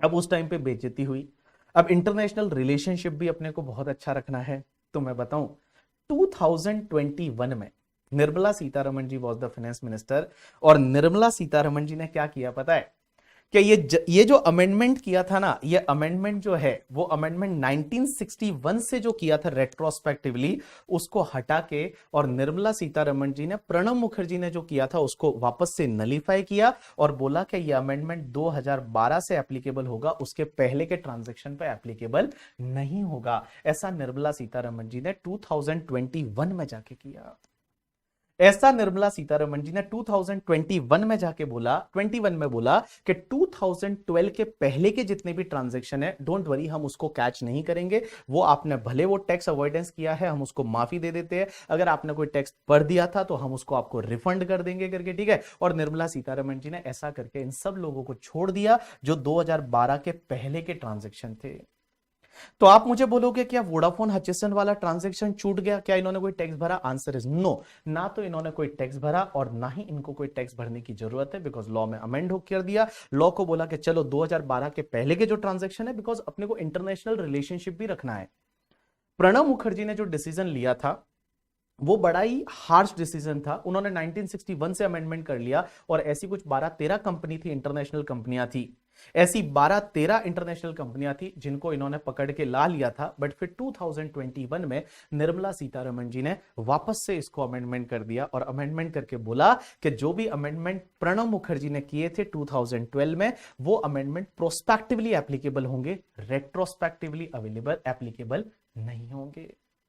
रेट्रोस्पेक्टिवली एप्लीकेबल नहीं होंगे, प्रोस्पेक्टिवली एप्लीकेबल होंगे करके, ठीक है। तो आप अगर इसके बारे में और स्टडी करोगे, जब आप गूगल पे सर्च करोगे कि वोडाफोन का केस लो, एज वेल एज वेदांता के साथ में भी एक कंपनी थी केन करके, शायद केन करके कंपनी थी, उसके केस में भी ऐसा ही हुआ था करके, ठीक है। उसके केस में ही ऐसा हुआ था। ऐसी बहुत सारी कंपनियां थी और जिन्होंने कोई डिमांड पे कर दिया था, गवर्नमेंट उनको वापस से रिफंड किया। आई थिंक एक दो कंपनियों ने कुछ डिमांड पे किया था, गवर्नमेंट ने उनको वापस से पैसा दे दिया, रिफंड कर दिया पैसा करके कि लो तुम्हारा पैसा, हम आपके जो 2012 के पहले के ट्रांजेक्शन हुए हैं उसको हम नहीं छेड़ेंगे करके, ठीक है। चलिए, हाँ हाँ, तो 2021 में ये बोलता है कि 2021 में तभी वोडाफोन के शेयर में थोड़ा स्पाइक आया था एकदम करके, ठीक है। यस, क्योंकि वो एक बड़ी पुरानी डिमांड थी जो नलीफाई कर दी कि चलो आपको पे करने की जरूरत नहीं है। So this is all about the, मेरा यहां कहने का मतलब ये था कि टैक्स अवॉइडेंस क्या होता है। देखो, आपने लॉ में रह के काम कर रहे हो, बट लॉ मेकर्स का इंटेंशन वैसा नहीं था। मींस आपका आपका माइंड है ना वो करप्ट है। देखो, आप एटीसी का डिडक्शन ले रहे हो, वो जेन्युइन है, वो लॉ मेकर चाहते हैं कि आप एटीसी का डिडक्शन लो। एटीडी का जो डिडक्शन है वो चाहते हैं कि एटीडी का आप डिडक्शन लो। एटीजी का डिडक्शन वो लॉ मेकर चाहते हैं कि आप एटीजी का डिडक्शन लो। लेकिन इस केस में क्या था पता है, आप टैक्स अवॉइडेंस कर रहे थे, मींस आपका इंटेंशन ही खराब था। आप क्या कर रहे थे, एक कंपनी जो है वो मॉरिशस में डाल रहे हो, मॉरिशस केमन आइलैंड में उसके कुछ पार्ट थे, तो वहां पे आप डाल के और आप ये प्लानिंग कर रहे थे। It is not a planning, it is a tax avoidance. आप टैक्स चोरी कर रहे हो, लॉ मेकर्स का ऐसा इंटेंशन नहीं था, आप लॉ के लूफोल को यूज कर रहे हो, that is called your tax avoidance करके, ठीक है। चलिए, तो अपन सिलेबस की बात कर रहे थे, आज अपन बात ही सिलेबस की अभी तक कर रहे हैं कि सिलेबस में क्या क्या पढ़ने वाले हैं, कितनी इंटरेस्टिंग चीजें हैं वो आपके आने वाली है करके, ठीक है। तो चलिए, तो हम जो बात कर रहे थे वो बात में जो अपन पहुंचे थे, कहां पे पहुंचे थे, एंटी अवॉइडेंस प्रोविजन है, ये अपन पढ़ेंगे। उसके बाद में provision to address the tax challenges in the digitalisation, ये एक नया कॉन्सेप्ट इस बार इन्होंने डाला है न्यू सिलेबस में। ये एक जो पॉइंट है ये नया डाला है कि डिजिटलाइजेशन में आपके क्या चैलेंजेस है। अब उससे रिलेटेड जब आईसीआई का मटेरियल आएगा तब हमको एग्जैक्टली पता चलेगा कि इस कॉन्सेप्ट में उन्होंने क्या डाला है। इन्होंने डाला है provision to address the tax challenges in the digitalisation, कि डिजिटलाइजेशन में क्या क्या टैक्स चैलेंजेस आते हैं, वो जो है वो जब ये आएगा ये टॉपिक तब अपने को समझ में आएगा। चलिए, उसके बाद में दूसरे सेगमेंट में हम क्या पढ़ेंगे, टैक्स में हम पढ़ेंगे deduction and collection and recovery of the tax. तो ये टॉपिक जो है बेसिकली आपका टीडीएस टीसीएस है, ये टीडीएस टीसीएस का एग्जॉस्टिव कवरेज है, वो हम करने वाले हैं। उसके बाद इनकम टैक्स अथॉरिटीज हम पढ़ने वाले हैं। इनकम टैक्स अथॉरिटीज में क्या क्या आता है, जैसे कमिश्नर किसको बोलते हैं, कमिश्नर बनते कैसे हैं, joint commissioner, assistant commissioner, deputy commissioner, उसके बाद चीफ कमिश्नर, उसके बाद आईटीओ, ये इंस्पेक्टर, ये क्या होता है, कैसे बनते हैं, क्या होते हैं, क्या काम करते हैं, वो सब हम यहां पे सीखने वाले हैं। उसके बाद में हम सीखने वाले हैं असेसमेंट प्रोसीजर। असेसमेंट प्रोसीजर में आपके असेसमेंट कैसे होंगे, फेसलेस असेसमेंट अब तो होता है, ये फेसलेस असेसमेंट कैसे होगा वो सब हम यहां सीखने वाले हैं। उसके बाद अपील्स एंड रिवीजन है वो हम सीखने वाले हैं। डिस्प्यूट रेजोल्यूशन हम सीखने वाले हैं। अपील रिवीजन क्या होता है कि जैसे एओ का ऑर्डर आया, एओ का मतलब असेसिंग ऑफिसर का ऑर्डर आया, और असेसिंग ऑफिसर के ऑर्डर से अगर आप सेटिस्फाइड नहीं हो तो जैसा कि आपको पता है आप सीआईटी अपील में जाते हो, उसके बाद आप आईटेट अपील में जाते हो, उसके बाद आप हाई कोर्ट अपील में जाते हो, सुप्रीम कोर्ट अपील में जाते हो। तो वो सब हम अपील एंड रिवीजन इस वाले टॉपिक में सीखेंगे। उसके बाद में हम सीखेंगे that is provision to the unethical tax practices include taxation of the undisclosed income under the Income Tax Act 1961, taxation of undisclosed foreign income and asset, and penalties and offense and prosecution। ये भी एक नया topic डाला गया है income tax में। पहले ये हमारे डायरेक्ट टैक्स का पार्ट नहीं था, मींस सीए वालों के लिए नहीं था, सीएमए वालों के लिए पहले से था, बट अभी इन्होंने डाला है। इसका मतलब है ब्लैक मनी एक्ट करके, जो black money and undisclosed foreign asset करके जो है एक्ट, उस एक्ट को इन्होंने यहां पे डाला है कि आपकी जैसे इंडिया के बाहर कोई असेट है, और इंडिया के बाहर असेट जो है वो इंडिया के बाहर जो असेट है वो असेट आपने बताई नहीं है, और डिपार्टमेंट को पता चल जाता है कि इंडिया के बाहर असेट है। स्विट्जरलैंड की बैंक में आपका अकाउंट है और डिपार्टमेंट को पता चल जाता है, तो कितना पेनल्टी लगेगा, क्या लगेगा, कैसे पकड़ा जाएगा, वैल्यू कैसे निकाली जाएगी, वो सब हम इस टॉपिक में पढ़ेंगे। It is a black money act है। वो ब्लैक मनी एक्ट आप ऐसे याद रखिए, ब्लैक मनी वर्ड ही नहीं बोलना चाहिए, ब्लैक मनी क्या होता है, आप यार यहीं पे डिस्क्रिमिनेट कर रहे हो, ठीक है, black and white and all. So black money जो है वो ब्लैक मनी एक्ट है, वो हम यहां पे सीखेंगे। उसके बाद कुछ मिसलेनियस प्रोविजन सीखेंगे और उसके बाद में ये टैक्स ऑडिट सीखेंगे। ये भी इस बार का एक इंक्लूजन है। ये जो टैक्स ऑडिट टॉपिक है ये पहले हुआ करता था ऑडिट टॉपिक में, ऑडिट सब्जेक्ट में, जो आपका पेपर नंबर 2 है ऑडिट, उसमें हुआ करता था। लेकिन इन्होंने अब इसको इनकम टैक्स में डाल दिया, बिकॉज इसमें टैक्स ऑडिट में मेजर कंपोनेंट आप देखोगे तो इनकम टैक्स के है, जितने भी क्लॉजेस आप देखोगे वो इनकम टैक्स के है। तो जब क्लॉजेस सब इनकम टैक्स के है तो उसको ऑडिट में डालने का क्या औचित्य रहा, तो उसको ऑडिट से हटा के और इनकम टैक्स में डाल दिया है। Tax audit is now part of the income tax. तो ये वाली चीजें है, इतना आपका ये सिलेबस है। उसके बाद में आपका इंटरनेशनल टैक्सेशन। अब इंटरनेशनल टैक्सेशन में क्या क्या टॉपिक है, पहले है ना, लास्ट मैं बोल रहा हूं बार बार कि पहले है ना इंटरनेशनल टैक्सेशन 30 मार्क्स का अलग से दे रखा था, अब ऐसा नहीं है। अब इसका कोई भी ब्रेकअप नहीं है, तो देयर में भी पॉसिबिलिटी 35 का भी आ सकता है, 25 का भी आ सकता है, 20 मार्क्स का भी आ सकता है, 40 का भी आ सकता है। जैसे आईसीआई अपना पेपर पैटर्न रिलीज करेगी तब मैं आपको एग्जैक्टली बताऊंगा कि कितने मार्क्स का इंटरनेशनल टैक्सेशन रहने वाला है करके, ठीक है। चलिए, अच्छा, audit is a paper number 3 ना, सॉरी फॉर दैट यार, सॉरी, मैंने सोचा कि ऑडिट का भी पेपर नंबर चेंज हुआ होगा करके, ठीक है। चलो, audit is a paper number 3, हाँ 3 माय बैड 3। इंटरनेशनल टैक्सेशन में क्या सीखने वाले हैं, तो देखिए, इंटरनेशनल टैक्सेशन में taxation of the cross border transaction and non resident taxation under the income tax act 1961, उसमें हम ट्रांसफर प्राइसिंग सीखने वाले हैं। ट्रांसफर प्राइसिंग, आपको किसी को आइडिया है ये ट्रांसफर प्राइसिंग क्या होगा? ट्रांसफर प्राइसिंग क्या होगा, किसी को आइडिया है? ट्रांसफर प्राइसिंग सीखने वाले हैं। कहीं वर्ड सुना ट्रांसफर प्राइसिंग के बारे में? बोलो बोलो बोलो, सुना क्या ट्रांसफर प्राइसिंग के बारे में?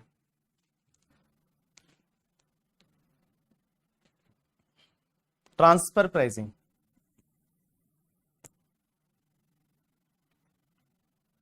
Transfer pricing, anyone? देखो, ट्रांसफर प्राइसिंग क्या होता है, इस टॉपिक में हम क्या सीखेंगे? सुना है, पता नहीं है, ट्रांसफर प्राइसिंग सुना तो है। अब एक बात बताओ, ट्रांसफर प्राइसिंग होता क्या है? टीपी रिपोर्ट, इन ऑफिस में बोलते हैं टीपी स्टडी रिपोर्ट करके, ठीक है। किसी ने बोला transaction between associate enterprise, Ankit बोल रहा है taking goods from foreign to India, उसका वैल्यूएशन कैपिटल गेन का पार्ट है ट्रांसफर प्राइसिंग। ना बाबू ना, कैपिटल गेन का तो बिल्कुल भी पार्ट नहीं। देखो, ट्रांसफर प्राइसिंग क्या होता है, एक एग्जांपल लेता हूं, उससे आप समझ जाओगे। जैसे इंडिया में एक कंपनी है जिसका नाम है, आपने सुना होगा, HUL, Hindustan Unilever limited. HUL जो है, HUL आपको पता है रैंकर्स को लेती है, जो रैंकर वैंकर होते हैं ना उनको HUL में जॉब मिलती है। और कितना पैकेज देती है पता है HUL? HUL का पैकेज इज 35 लाख। अभी जो HUL का पैकेज है इस बार के लिए 35 लाख रुपीज देती है HUL, लेकिन सिर्फ रैंकर को उठाती है, और वो भी टॉप रैंकर को। तो अगर आप इस बैच में हो और कोई सपना है कि नहीं यार अपने को 35 लाख रुपए के पैकेज से ही स्टार्ट करना है, स्टार्ट 35 लाख से करना है, तो उसके लिए आपको टॉप रैंक लानी पड़ेगी। सर कोई है रैंकर जो इसमें काम कर रहा है? लास्ट टाइम का जो AR1 था हर्ष चौधरी करके, ठीक है। तो Harsh is working with the HUL, वो HUL के साथ में काम कर रहा है, ठीक है। HUL का 35 लाख का पैकेज मिलता है। चलिए, तो HUL है, आपको पता रहेगा ये इंडिया का कंपनी है।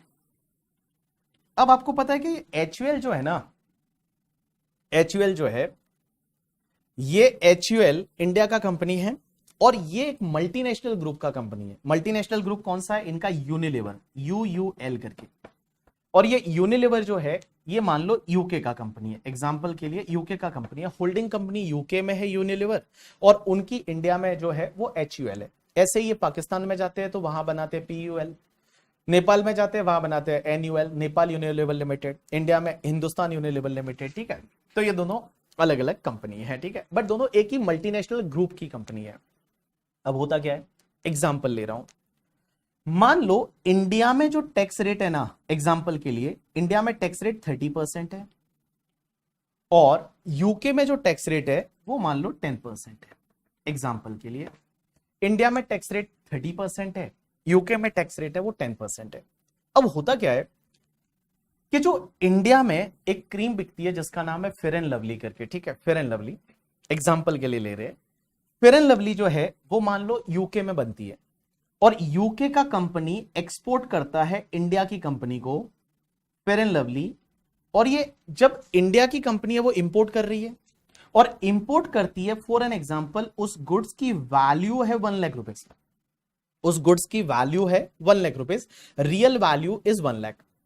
लेकिन होता क्या है पता है, ये इस ट्रांजैक्शन को इन्फ्लेट कर देते हैं, मींस ट्रांजैक्शन को मैनिपुलेट कर देते हैं, ट्रांजैक्शन को इन्फ्लेट कर देते हैं, ट्रांजैक्शन को चेंज कर देते हैं, और इस ट्रांजैक्शन को मान लो ये 5 लाख पे बिलिंग करते हैं, वैल्यू होनी चाहिए 1 लाख की, बट क्या है ना, होल्डिंग सब्सिडरी कंपनी है, रिलेटेड पार्टीज है, तो ये क्या करते हैं, ट्रांजैक्शन को इन्फ्लेट कर देते हैं, ट्रांजैक्शन की वैल्यू चेंज कर देते हैं, और ट्रांजैक्शन की वैल्यू चेंज करने के बाद में इसको 5 लाख पे ला लेते हैं।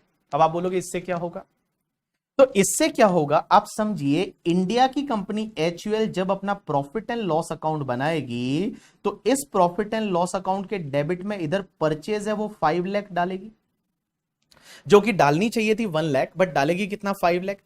और जब 5 लाख डालेगी, 5 लाख डालेगी करके, ठीक है, तो उसमें होगा क्या पता है तुमको, मैं बताऊं, इन्होंने इंडिया में अपना प्रॉफिट जो है, वो प्रॉफिट उन्होंने इंडिया का प्रॉफिट 4 लाख से कम कर दिया। इंडिया का प्रॉफिट, जो इंडिया की कंपनी है उसका प्रॉफिट 4 लाख से कम कर दिया, और 4 लाख से कम कर दिया, और इंडिया में टैक्स रेट क्या है, 30% है, तो इसका मतलब मैं बताऊं, इंडिया में आपने 1,20,000 का टैक्स सेव कर दिया। इंडिया में आपने 1,20,000 है, वो 1,20,000 का टैक्स जो है वो आपने सेव कर दिया। आप मुझे बोलोगे कि सर इंडिया में प्रॉफिट कम कर रहे हैं, लेकिन सर यूके में प्रॉफिट बढ़ रहा होगा, आंसर इज यस। अगर यूके की कंपनी का पीएनडल बनाओगे, तो यूके में आप यहां पे बाय साइड में सेल्स रिकॉर्ड करोगे, वो चलो 5 लाख से कर रहे हो, तो वहां पे आपने क्या किया कि आपका जो प्रॉफिट है उस प्रॉफिट को इंक्रीज कर दिया 4 लाख रुपए से, बट वहां पे टैक्स रेट है वो 10% है, तो 40,000 रुपीज वहां पे आपने टैक्स भरा होगा यूके में। यूके में जो आपने टैक्स भरा वो 40,000 भरा। लेकिन एक बात बताऊं यहां पे शंकर, अगर है ना, बहुत बार क्या होगा, किसी के पापा का नाम हो सकता है मेरे को दिखने में, मतलब मेरे को नाम जो दिखता है वो मैं बोल देता हूं, तो इसे बुरा मत मानना कोई, ठीक है। चलिए, तो 1,20,000 इंडिया में टैक्स सेव किया, 40,000 उधर टैक्स है वो भर दिया। इफेक्टिवली मैं बताऊं, ये जो ग्रुप है ना, इस ग्रुप ने 80,000 की टैक्स सेविंग कर दी। इन्होंने यहां पे शीनम टैक्स जो है वो सेव कर दिया 80,000 का टैक्स सेव कर दिया इस मल्टीनेशनल ग्रुप में। लोग ऐसा किया करते थे, तो लोग ऐसे किया करते थे, तो इसके लिए हम इंडिया वालों ने क्या किया, ट्रांसफर प्राइसिंग से रिलेटेड प्रोविजन डाले, और हमने ट्रांसफर प्राइसिंग से रिलेटेड जो है वो प्रोविजन डाले, और ये प्रोविजन ट्रांसफर प्राइसिंग से रिलेटेड हमने बनाए नहीं। हमने क्या किया, यूके के टैक्स लॉ में जो प्रोविजन थे एज इट इज हमने इंडिया में कॉपी पेस्ट कर दिए, कंट्रोल सी वहां से मारा, कंट्रोल वी इंडिया में मार दिया, और ट्रांसफर प्राइसिंग के प्रोविजन डाले। और ट्रांसफर प्राइसिंग के प्रोविजन से हम क्या करेंगे, ये जो ट्रांजेक्शन 5 लाख पे है ना, इसको वापस से हम 1 लाख पे लेके आएंगे। हमको प्रूव करना पड़ेगा ये 5 लाख कैसे है, या प्रूव नहीं कर पाए तो ऑब्वियसली हमको यहां पे इस ट्रांजेक्शन को वापस 1 लाख पे लेके आना पड़ेगा, और इस 1 लाख को बोला जाएगा आर्म लेंथ प्राइस। इस 1 लाख को बोला जाएगा आर्म लेंथ प्राइस। क्या बोला जाएगा, आर्म लेंथ प्राइस, ALP करके, ठीक है, that is called arm length price. तो ये सब चीजें जो है ना, वो हम सीखने वाले हैं ट्रांसफर प्राइसिंग वाले सेगमेंट में। तो जो ट्रांसफर प्राइसिंग वाला जो सेगमेंट है, उस ट्रांसफर प्राइसिंग वाले सेगमेंट में हम सीखने वाले हैं कि ये आपका वापस से ये 1 लाख पे कैसे लेके आएंगे ट्रांजैक्शन को, और यहां पे इंडिया में जो प्रॉफिट आप कम कर रहे थे उस प्रॉफिट को वापस से बढ़ा दिया जाएगा। और ये कैसे करेंगे, क्या करेंगे, इसकी बहुत सारी मेथड्स वगैरह है, जब अपन पढ़ेंगे तब आपको समझ में आएगा। शंकर आज ही आपको नहीं समझ में आएगा कि how we will find out the ALP। उसके लिए 5 मेथड होती है, अगर आपने ऑफिस में सुना होगा तो। एक होती है CUP method, comparable uncontrol price method, एक होती है रीसेल प्राइस मेथड, एक होती है कॉस्ट प्लस मेथड, और एक होती है ट्रांजैक्शनल नेट मार्जिन मेथड करके, TNMM जिसको हम लोग बोलते हैं। तो वो मेथड से क्या करेंगे, हम आर्म लेंथ प्राइस निकालेंगे। कैसे निकालेंगे, क्या निकालेंगे, वो उस टॉपिक में समझ में आएगा जब आप पढ़ोगे। और मैं बता दूं, आपका ये टॉपिक है वो मिनिमम 10 मार्क कवर करेगा। 100 मार्क के पेपर में ट्रांसफर प्राइसिंग ऐसा रहेगा, जो मिनिमम आपके 10 मार्क्स है वो सिर्फ ट्रांसफर प्राइसिंग ही कवर करने वाला है। उसके साथ साथ में हम सीखेंगे नॉन रेजिडेंट टैक्सेशन। अब आप बोलोगे ये नॉन रेजिडेंट टैक्सेशन क्या होता है, कि जो NR होते हैं, NRIs होते हैं, उनको इंडिया में कैसे टैक्स लगता है वो अपन सीखेंगे वहां पे। उसके बाद डबल टैक्सेशन रिलीफ सीखेंगे। अब आप बोलोगे डबल टैक्सेशन रिलीफ क्या होता है? अब आप बोलोगे ये डबल टैक्सेशन रिलीफ क्या होता है? Double taxation relief, double taxation relief, तो डबल टैक्सेशन रिलीफ क्या होता है? अब आप बोलोगे डबल टैक्सेशन क्या होता है? तो डबल टैक्सेशन का मतलब एक ही इनकम पे दो जगह टैक्स लगता है। एक ही इनकम पे दो जगह टैक्स लगता है, एक ही इनकम पे दो जगह टैक्स लगता है, उसको बोला जाता है डबल टैक्सेशन। अब आप बोलोगे दो जगह टैक्स कैसे लगता होगा? एक एग्जांपल लेता हूं, आप समझने की कोशिश करना। आपने इंटरमीडिएट में ये पढ़ा हुआ है करके, ठीक है, आपने इंटरमीडिएट में ये पढ़ा हुआ है, जो आपको याद आ जाएगा एक बार में करके, ठीक है।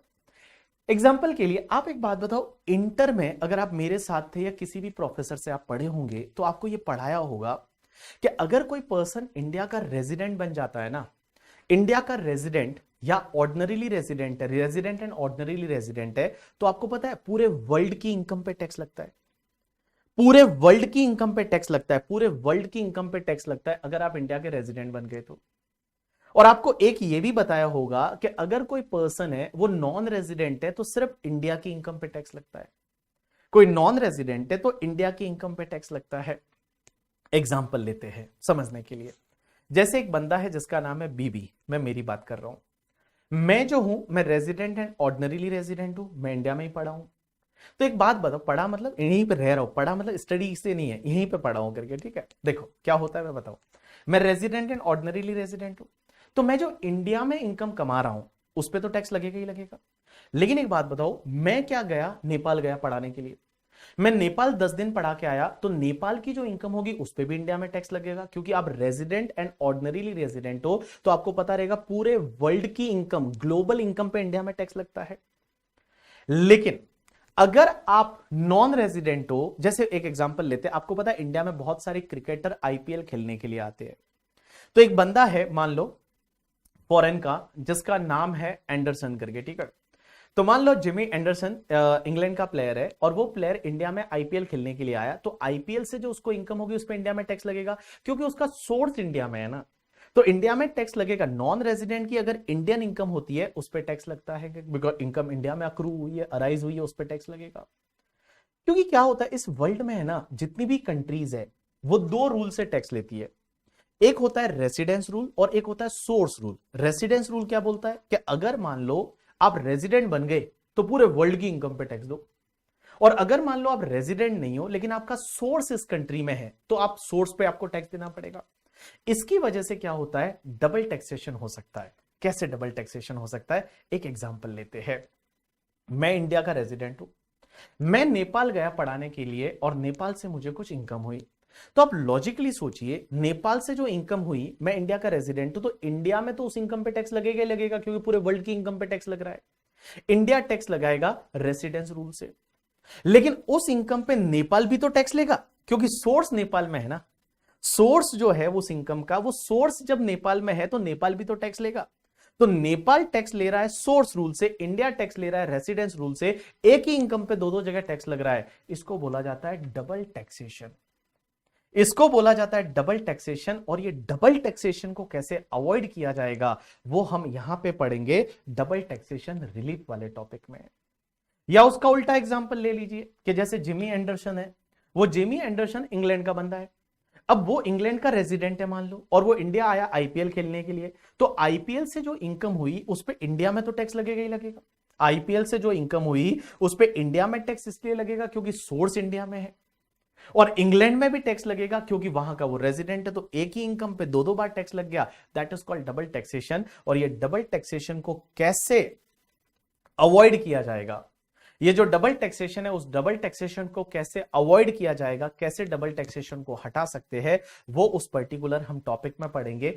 बहुत बार तो क्या होता है, दो कंट्री के बीच में अग्रीमेंट बन जाते हैं और अग्रीमेंट में दोनों कंट्री लिख लेती है कि चलो इस इनकम पे तुम टैक्स लेना, इस इनकम पे हम टैक्स लेंगे, इस इनकम पे तुम इतना टैक्स ले लो, इस इनकम पे हम लेंगे, तो वैसा बांट दिया जाता है। That is called agreement. और उस अग्रीमेंट को ही बोला जाता है डबल टैक्सेशन अवॉइडेंस अग्रीमेंट, या उसको बोला जाता है टैक्स ट्रीटी। आपने सुना होगा टैक्स ट्रीटी बनती है करके, ठीक है, या उसको बोला जाता है टैक्स कन्वेंशन करके। तो टैक्स कन्वेंशन बोलो या टैक्स ट्रीटी बोलो या डबल टैक्सेशन अवॉइडेंस अग्रीमेंट बोलो, एक ही बात है।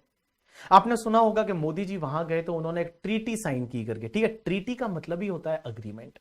तो ट्रीटी साइन करने का मतलब होता है अग्रीमेंट, वो अग्रीमेंट बनते हैं और अग्रीमेंट में क्या है, ऐसा लिखा जाता है कि चलो अपन एक काम करते हैं, इस इनकम पे तुम टैक्स ले लो, इस इनकम पे हम टैक्स ले लेंगे, या इस इनकम पे जो टैक्स लिया इसका रिबेट दे दो। ऐसा करके डबल टैक्सेशन को अवॉइड किया जाता है कि डबल टैक्सेशन नहीं होने देंगे करके, ठीक है। चलिए उसके बाद में एक टॉपिक आएगा एडवांस रूलिंग करके। अब आप बोलोगे ये एडवांस रूलिंग क्या होता है, तो एडवांस रूलिंग क्या होता है, तो एक बात बताऊं, यहां पे वर्ड यूज किया है एडवांस रूलिंग।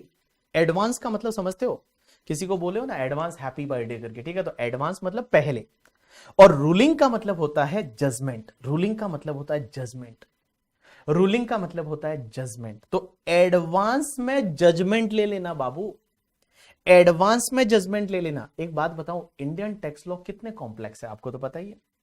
तो इंडियन टैक्स लॉ इतने कॉम्प्लेक्स है कि बहुत बार जो फॉरेन वाली कंपनियां वगैरह होती है, वो फॉरेन वाली कंपनियां वगैरह क्या करती है पता है, कि उनको पता नहीं होता कि इंडिया में उनके साथ होने वाला क्या है, इंडिया में कब क्या कब कैसे हो जाए करके, ठीक है। आपको वोडाफोन का जैसा केस समझाया करके, ठीक है, इंडिया में कब किसके साथ क्या हो जाए कोई समझ में ही नहीं आता। तो वो कंपनियां फॉरेन की वगैरह जो होती है वो क्या करती है, पहले ही इंडिया में एडवांस रूलिंग ले लेती है, एडवांस में जजमेंट ले लेती है कि भैया आप ही बता दो हमारे साथ होने वाला क्या है। एक बात बताओ, हम इंडिया में कोई ट्रांजैक्शन करने वाले हैं, इंडिया में कुछ मान लो कोई प्लांट सेटअप करने वाले हैं, हमारी टैक्स लायबिलिटी क्या आएगी आप हमको पहले ही बता दो, तो हम क्या है ना एंश्योर हो जाएंगे, हम ये एंश्योर हो जाएंगे कि हमारे साथ आगे जाके कुछ गलत ना हो करके, ठीक है। That is called advance ruling. तो वो हम इस सेगमेंट में पढ़ने वाले हैं। तो इंटरनेशनल टैक्सेशन में बेसिकली जो है ये पार्ट है वो सबसे इंपॉर्टेंट वाला पार्ट रहेगा, जिसमें आपका ट्रांसफर प्राइसिंग है, उसके बाद में नॉन रेजिडेंट टैक्सेशन है, डबल टैक्सेशन रिलीफ है एंड एडवांस रूलिंग है। ये चार टॉपिक है ना, ये सबसे ज्यादा जरूरी रहेंगे और ये टॉपिक चारों मिला के आई थिंक 20 मार्क के करीब है, वो आपका कवर करेंगे। चलिए उसके बाद में इंटरनेशनल टैक्सेशन में कुछ अदर एस्पेक्ट्स और है जो अपन पढ़ेंगे। सबसे पहले उसमें एक तो छोटा सा टॉपिक रहेगा significant article of the OECD and UN model tax convention. अब ये OECD and UN model tax convention क्या होता है, मॉडल टैक्स कन्वेंशन क्या होता है, इसके बारे में मैं थोड़ा सा बता देता हूं।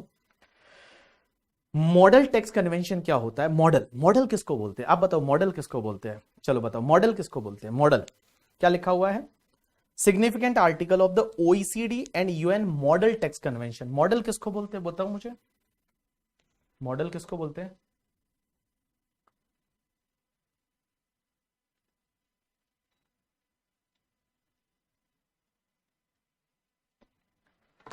मॉडल किसको बोलते हैं,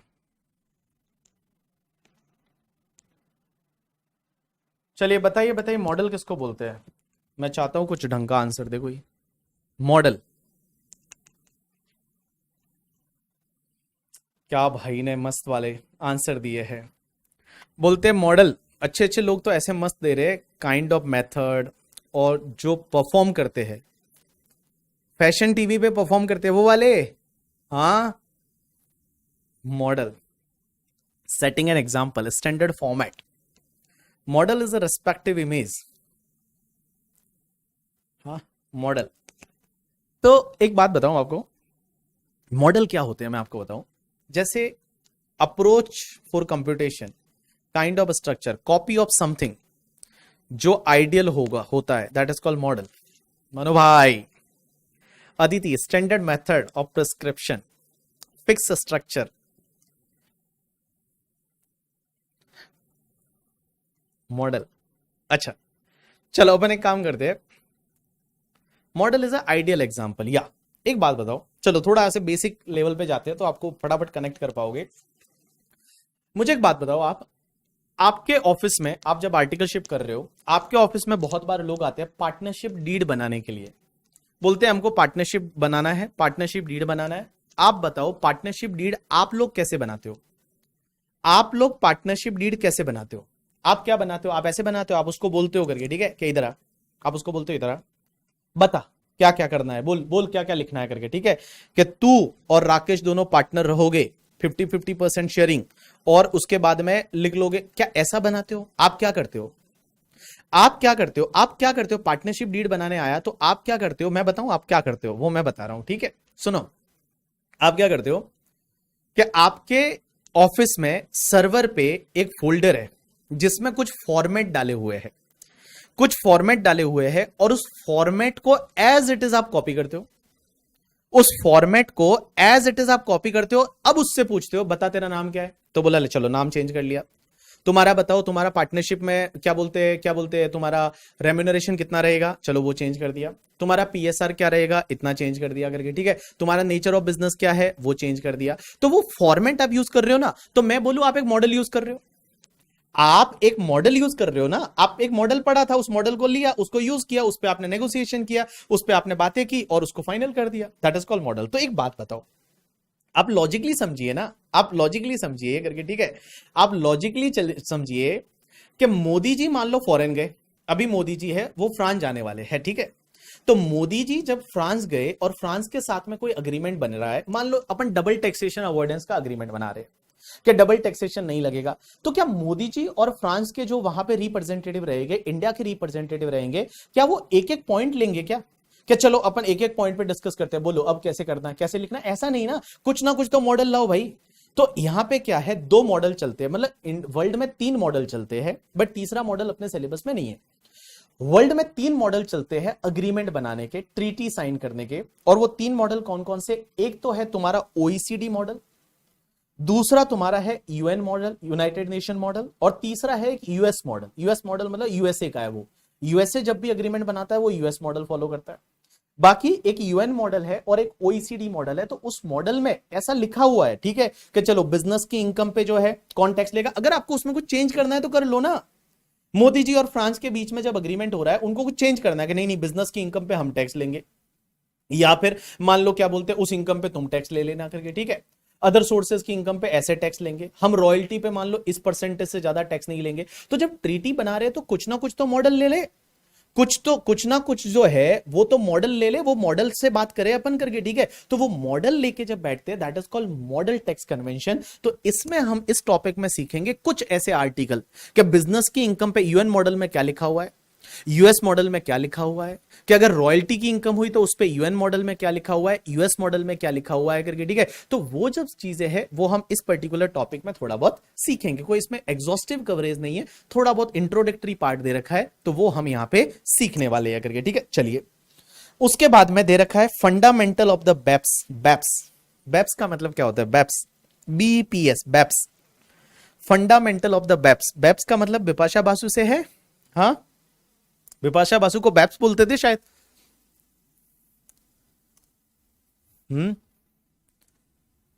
बैप्स, फंडामेंटल ऑफ बैप्स। बैप्स किसको बोलेंगे, यूएस मॉडल आपके सिलेबस में नहीं है। बैप्स किसको बोलेंगे, बिपाशा बासु को। फंडामेंटल ऑफ द बैप्स, हाँ, ब्रेक इवन पॉइंट, वाओ, अच्छा उसको बिप्स बोलते थे। भाई साहब पता नहीं क्या क्या बुलवा लोगे तुम, ठीक है। और एक तो लाइव जा रहा है करके एडिट भी नहीं होता।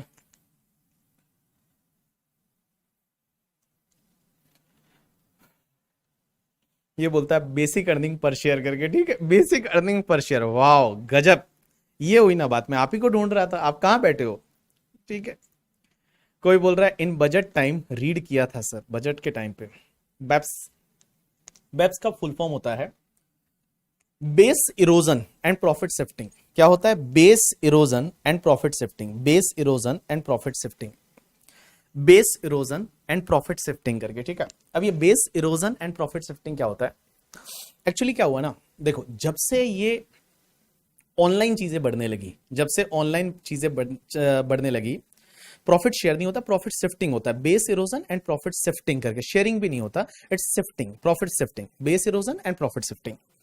ये होता क्या है कि जब से आपको पता है ये ग्लोबलाइजेशन बढ़ने लगा, और ग्लोबलाइजेशन के साथ साथ में जैसे जैसे ये ऑनलाइन इंटरनेट बढ़ने लगा, तो इंटरनेट बढ़ने की वजह से क्या हुआ ना कि कंपनियां जो है ना वो ऐसे ऐसे मजे लेने लगी ना करके, ठीक है, कि जिससे हर कंट्री का नुकसान था, सब कंट्रियां है वो नुकसान था, और अल्टीमेटली फायदा मल्टीनेशनल कंपनीज को था।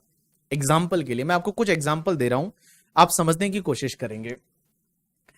जैसे आपको बता दूं फेसबुक है या गूगल है करके, ठीक है। आपको पता है फेसबुक, गूगल किसी भी कंट्री में टैक्स नहीं भरते थे, सब कंट्री से पैसा कमाते थे। इंडिया से भी गूगल पैसा कमाता था, हर कंट्री से पैसा कमाता था। इंस्टाग्राम पे आप पूरे दिन बैठे हुए हो करके, ठीक है, उससे बहुत पैसा कमाता है वो, और टैक्स भरते ही नहीं इंडिया में। इंडिया में कोई भी टैक्स नहीं भरते थे, बोलते थे इंडिया में हमारा परमानेंट एस्टेब्लिशमेंट नहीं है। मींस इंडिया में बोलते थे हम इंडिया से सर्विस थोड़ी दे रहे हैं, हम तो फॉरेन से सर्विस दे रहे हैं, हमारा सर्वर भी वहीं पे लगा हुआ है, ये तो इंडिया के लोग बैठे बैठे मोबाइल पे कुछ कर रहे हैं, हम उससे पैसे कमा रहे हैं, और इंडिया में टैक्स ही नहीं भरते थे। या फिर बहुत बार क्या होता था, आपने देखा होगा, ये मल्टीनेशनल कंपनीज है ना, ये क्या करती है, एक कॉन्सेप्ट आता है जिसको बोला जाता है थीन कैपिटलाइजेशन। अगर एक बात बताओ, आप लॉजिकली सोचो, एक यूएस का कंपनी है, वो इंडिया में काम करता है, उसको पैसे की जरूरत है, तो वो अपनी फॉरेन कंपनी से क्या लेगा, लोन लेगा, इक्विटी लेगा या डेट लेगा? वो हमेशा डेट प्रेफर करते थे। डेट क्यों प्रेफर करते थे? क्योंकि इक्विटी लोगे तो आगे वाले को डिविडेंड दोगे, और डिविडेंड इंडिया में खर्चा अलाउ नहीं होता, dividend is not allowable expenditure.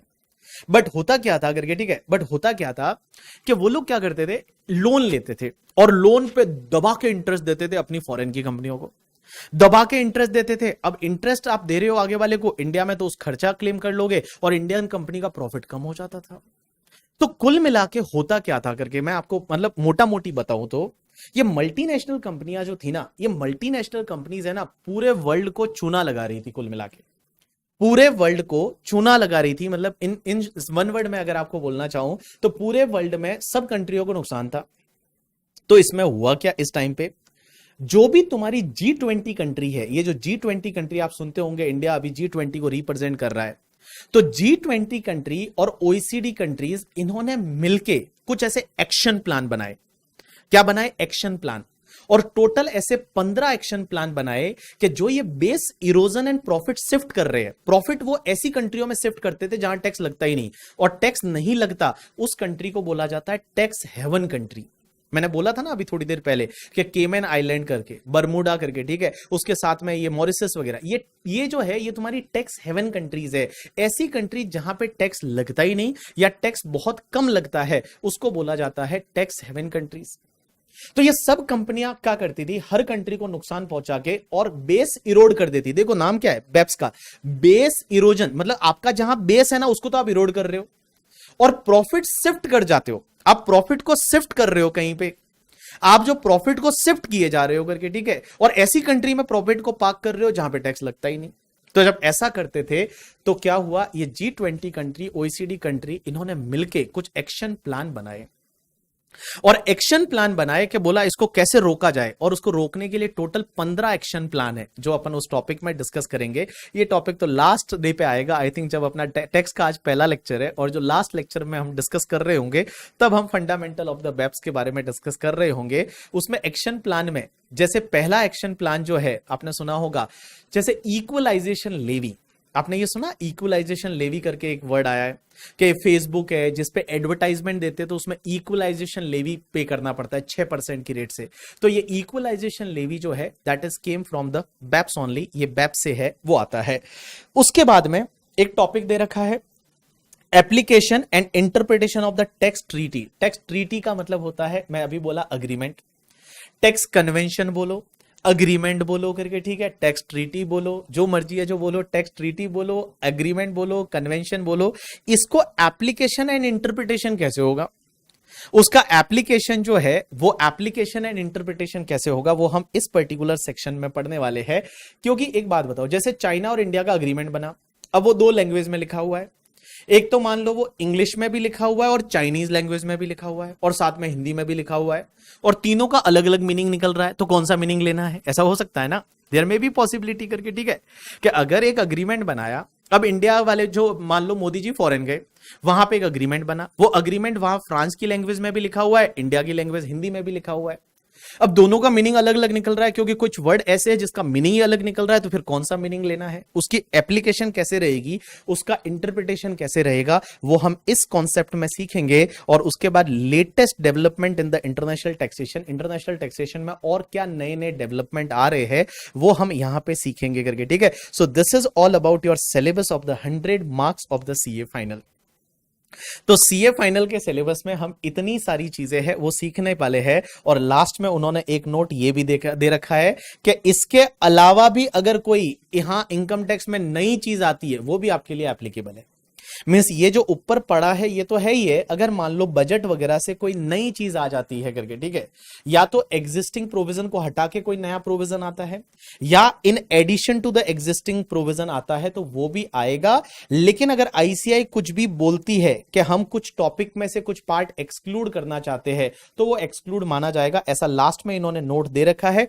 Further, the specific inclusion and exclusion in any topic covered in the syllabus will be affected by way of study guidelines every year if required. Specific inclusion exclusion in the topic may also be arise due to the addition or deletion made every year by the annual finance act. Finance act में कोई changes हुआ, उसकी वजह से भी कोई addition deletion होता है, तो वो आपको आईसीआई बता देगी। और आईसीआई जो है वो बताएगी, जैसे सैलरी हाउस प्रॉपर्टी नहीं है, तो जब आईसीआई का मटेरियल आएगा उसमें ये लिखा होगा कि सैलरी हाउस प्रॉपर्टी आपको पढ़ने की जरूरत नहीं है, बाकी सब चीजें हैं वो आपको पढ़ना पड़ेगा करके, ठीक है। चलिए, अब आप बोलोगे कि सर हमारा क्लासेस का सीक्वेंस क्या रहेगा, हम पहले क्या पढ़ेंगे, तो आपका सीक्वेंस नॉर्मली यही रहेगा। सबसे पहले हम कंप्यूटेशन पार्ट पे जाएंगे। कंप्यूटेशन में पहले कंपनी से पहले कैपिटल गेन पढ़ेंगे, फिर पीजीबीपी पढ़ेंगे, फिर हम टोटल इनकम पढ़ेंगे, फिर ये अलग अलग ट्रस्ट है, उसके बाद में ये वाला पार्ट सबसे पहले पढ़ेंगे। दूसरा अपन प्रोसीजरल पार्ट पे जाएंगे, और तीसरा इंटरनेशनल पार्ट पे जाएंगे। तो हम टेक्स्ट को 3 पार्ट में डिवाइड करेंगे। पहला कंप्यूटेशन पार्ट जो अपन कल से चालू करेंगे, दूसरा आपका जो है वो ऑब्वियसली प्रोसीजरल पार्ट जिसमें असेसमेंट प्रोसीजर वगैरह आएगा, और तीसरा पार्ट जो रहेगा that will be your international taxation का पार्ट। ये 3 सेगमेंट में इन्होंने सिलेबस को डिवाइड किया है, मैं भी ये सिलेबस को 3 सेगमेंट में डिवाइड करने वाला हूं करके, ठीक है। चलिए, एंड लास्ट पार्ट अपन चल रहे हैं सीएमए वालों के लिए, तो मैं 2 मिनट सीएमए वालों के लिए भी दे देता हूं कि कोई भी चेंज नहीं है, आपके लिए भी वही है जो सीए के लिए है। तो सीएमए में ये जो पेपर होता है that is the paper number 15 होता है सीएमए के लिए। और बेटा ये जो पेपर होता है direct tax and international taxation, CMA वालों के लिए एक ये फायदा है कि 60 मार्क का डायरेक्ट टैक्स है और 40 मार्क का इंटरनेशनल टैक्सेशन उन्होंने ब्रेकअप दे रखा है। 40 मार्क्स का इंटरनेशनल टैक्सेशन, 60 मार्क्स का डायरेक्ट टैक्स, उसका ब्रेकअप दे रखा है, उन्होंने भी वही दे रखा है। Computation of income, computation of tax liability of various entity, tax management, return, assessment procedure, penalty prosecution, यहां पे बिजनेस रीस्ट्रक्चरिंग, सेम वो का वो कंटेंट है, सेम वो का वो कंटेंट है। ब्लैक मनी एक्ट है वो यहां पे है, सीए में भी है, सीए में पहले नहीं था अब उन्होंने डाल दिया। और इंटरनेशनल टैक्सेशन में इन्होंने डबल टैक्सेशन है, ट्रांसफर प्राइसिंग है, गार है। इसके अलावा उन्होंने दे नहीं रखा है बट एग्जाम में आ सकता है, दे नहीं रखा है बट एग्जाम में आता है, बिकॉज सीए और सीएमए के जो क्या बोलते हैं क्वेश्चंस है ना वो एकदम रिपीट होते हैं। इसके जो क्वेश्चन है वो एज इट इज सीए में आ जाते हैं, सीए वाले सीएमए में आ जाते हैं।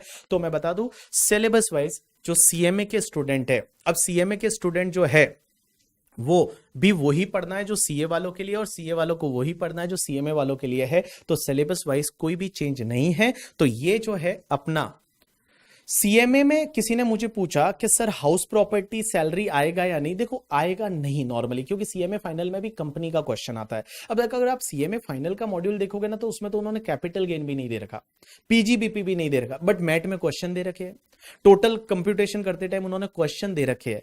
तो मैं बोल रहा हूं कि क्या सीएमए का मॉड्यूल अगर आप देखोगे तो उसमें तो कैपिटल गेन नहीं है, उसमें तो पीजीबीपी भी नहीं है, और कैपिटल गेन पीजीबीपी भी विल स्पेंड अप्रोक्स 20-25 लेक्चर करके, ठीक है। तो वो आप बोलोगे वो तो हमारे सिलेबस में नहीं है, ऐसा नहीं है, क्योंकि आप जब क्वेश्चन करने जाओगे मैट के क्वेश्चन, टोटल इनकम के क्वेश्चन, उसमें ये सब चीजें आपके लिए है। तो जो भी मैं आपको पढ़ा रहा हूं that is applicable for your examination. तो आप बिंदास रहिए, कोई भी टेंशन लेने की जरूरत नहीं है, जो चीजें हैं वो मैं सब कवर करने वाला हूं।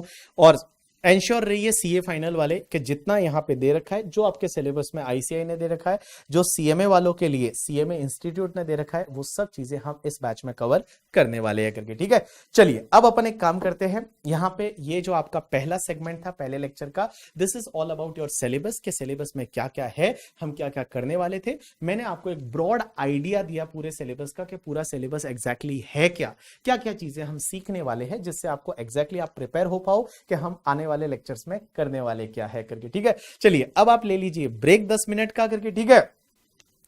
यश ब्रेक लीजिए 10 मिनट का, और 10 मिनट के ब्रेक के बाद हम आगे चालू करते हैं, जिसमें हम इनकम टैक्स की कुछ बेसिक चीजें पढ़ेंगे। एसएससी क्या होता है, प्रीवियस ईयर क्या होता है, असेसमेंट ईयर क्या होता है, फाइनेंस एक्ट क्या होता है, वो सब चीजें हम सीखने वाले हैं। तो लीजिए ब्रेक, और ब्रेक के बाद कंटिन्यू करते हैं।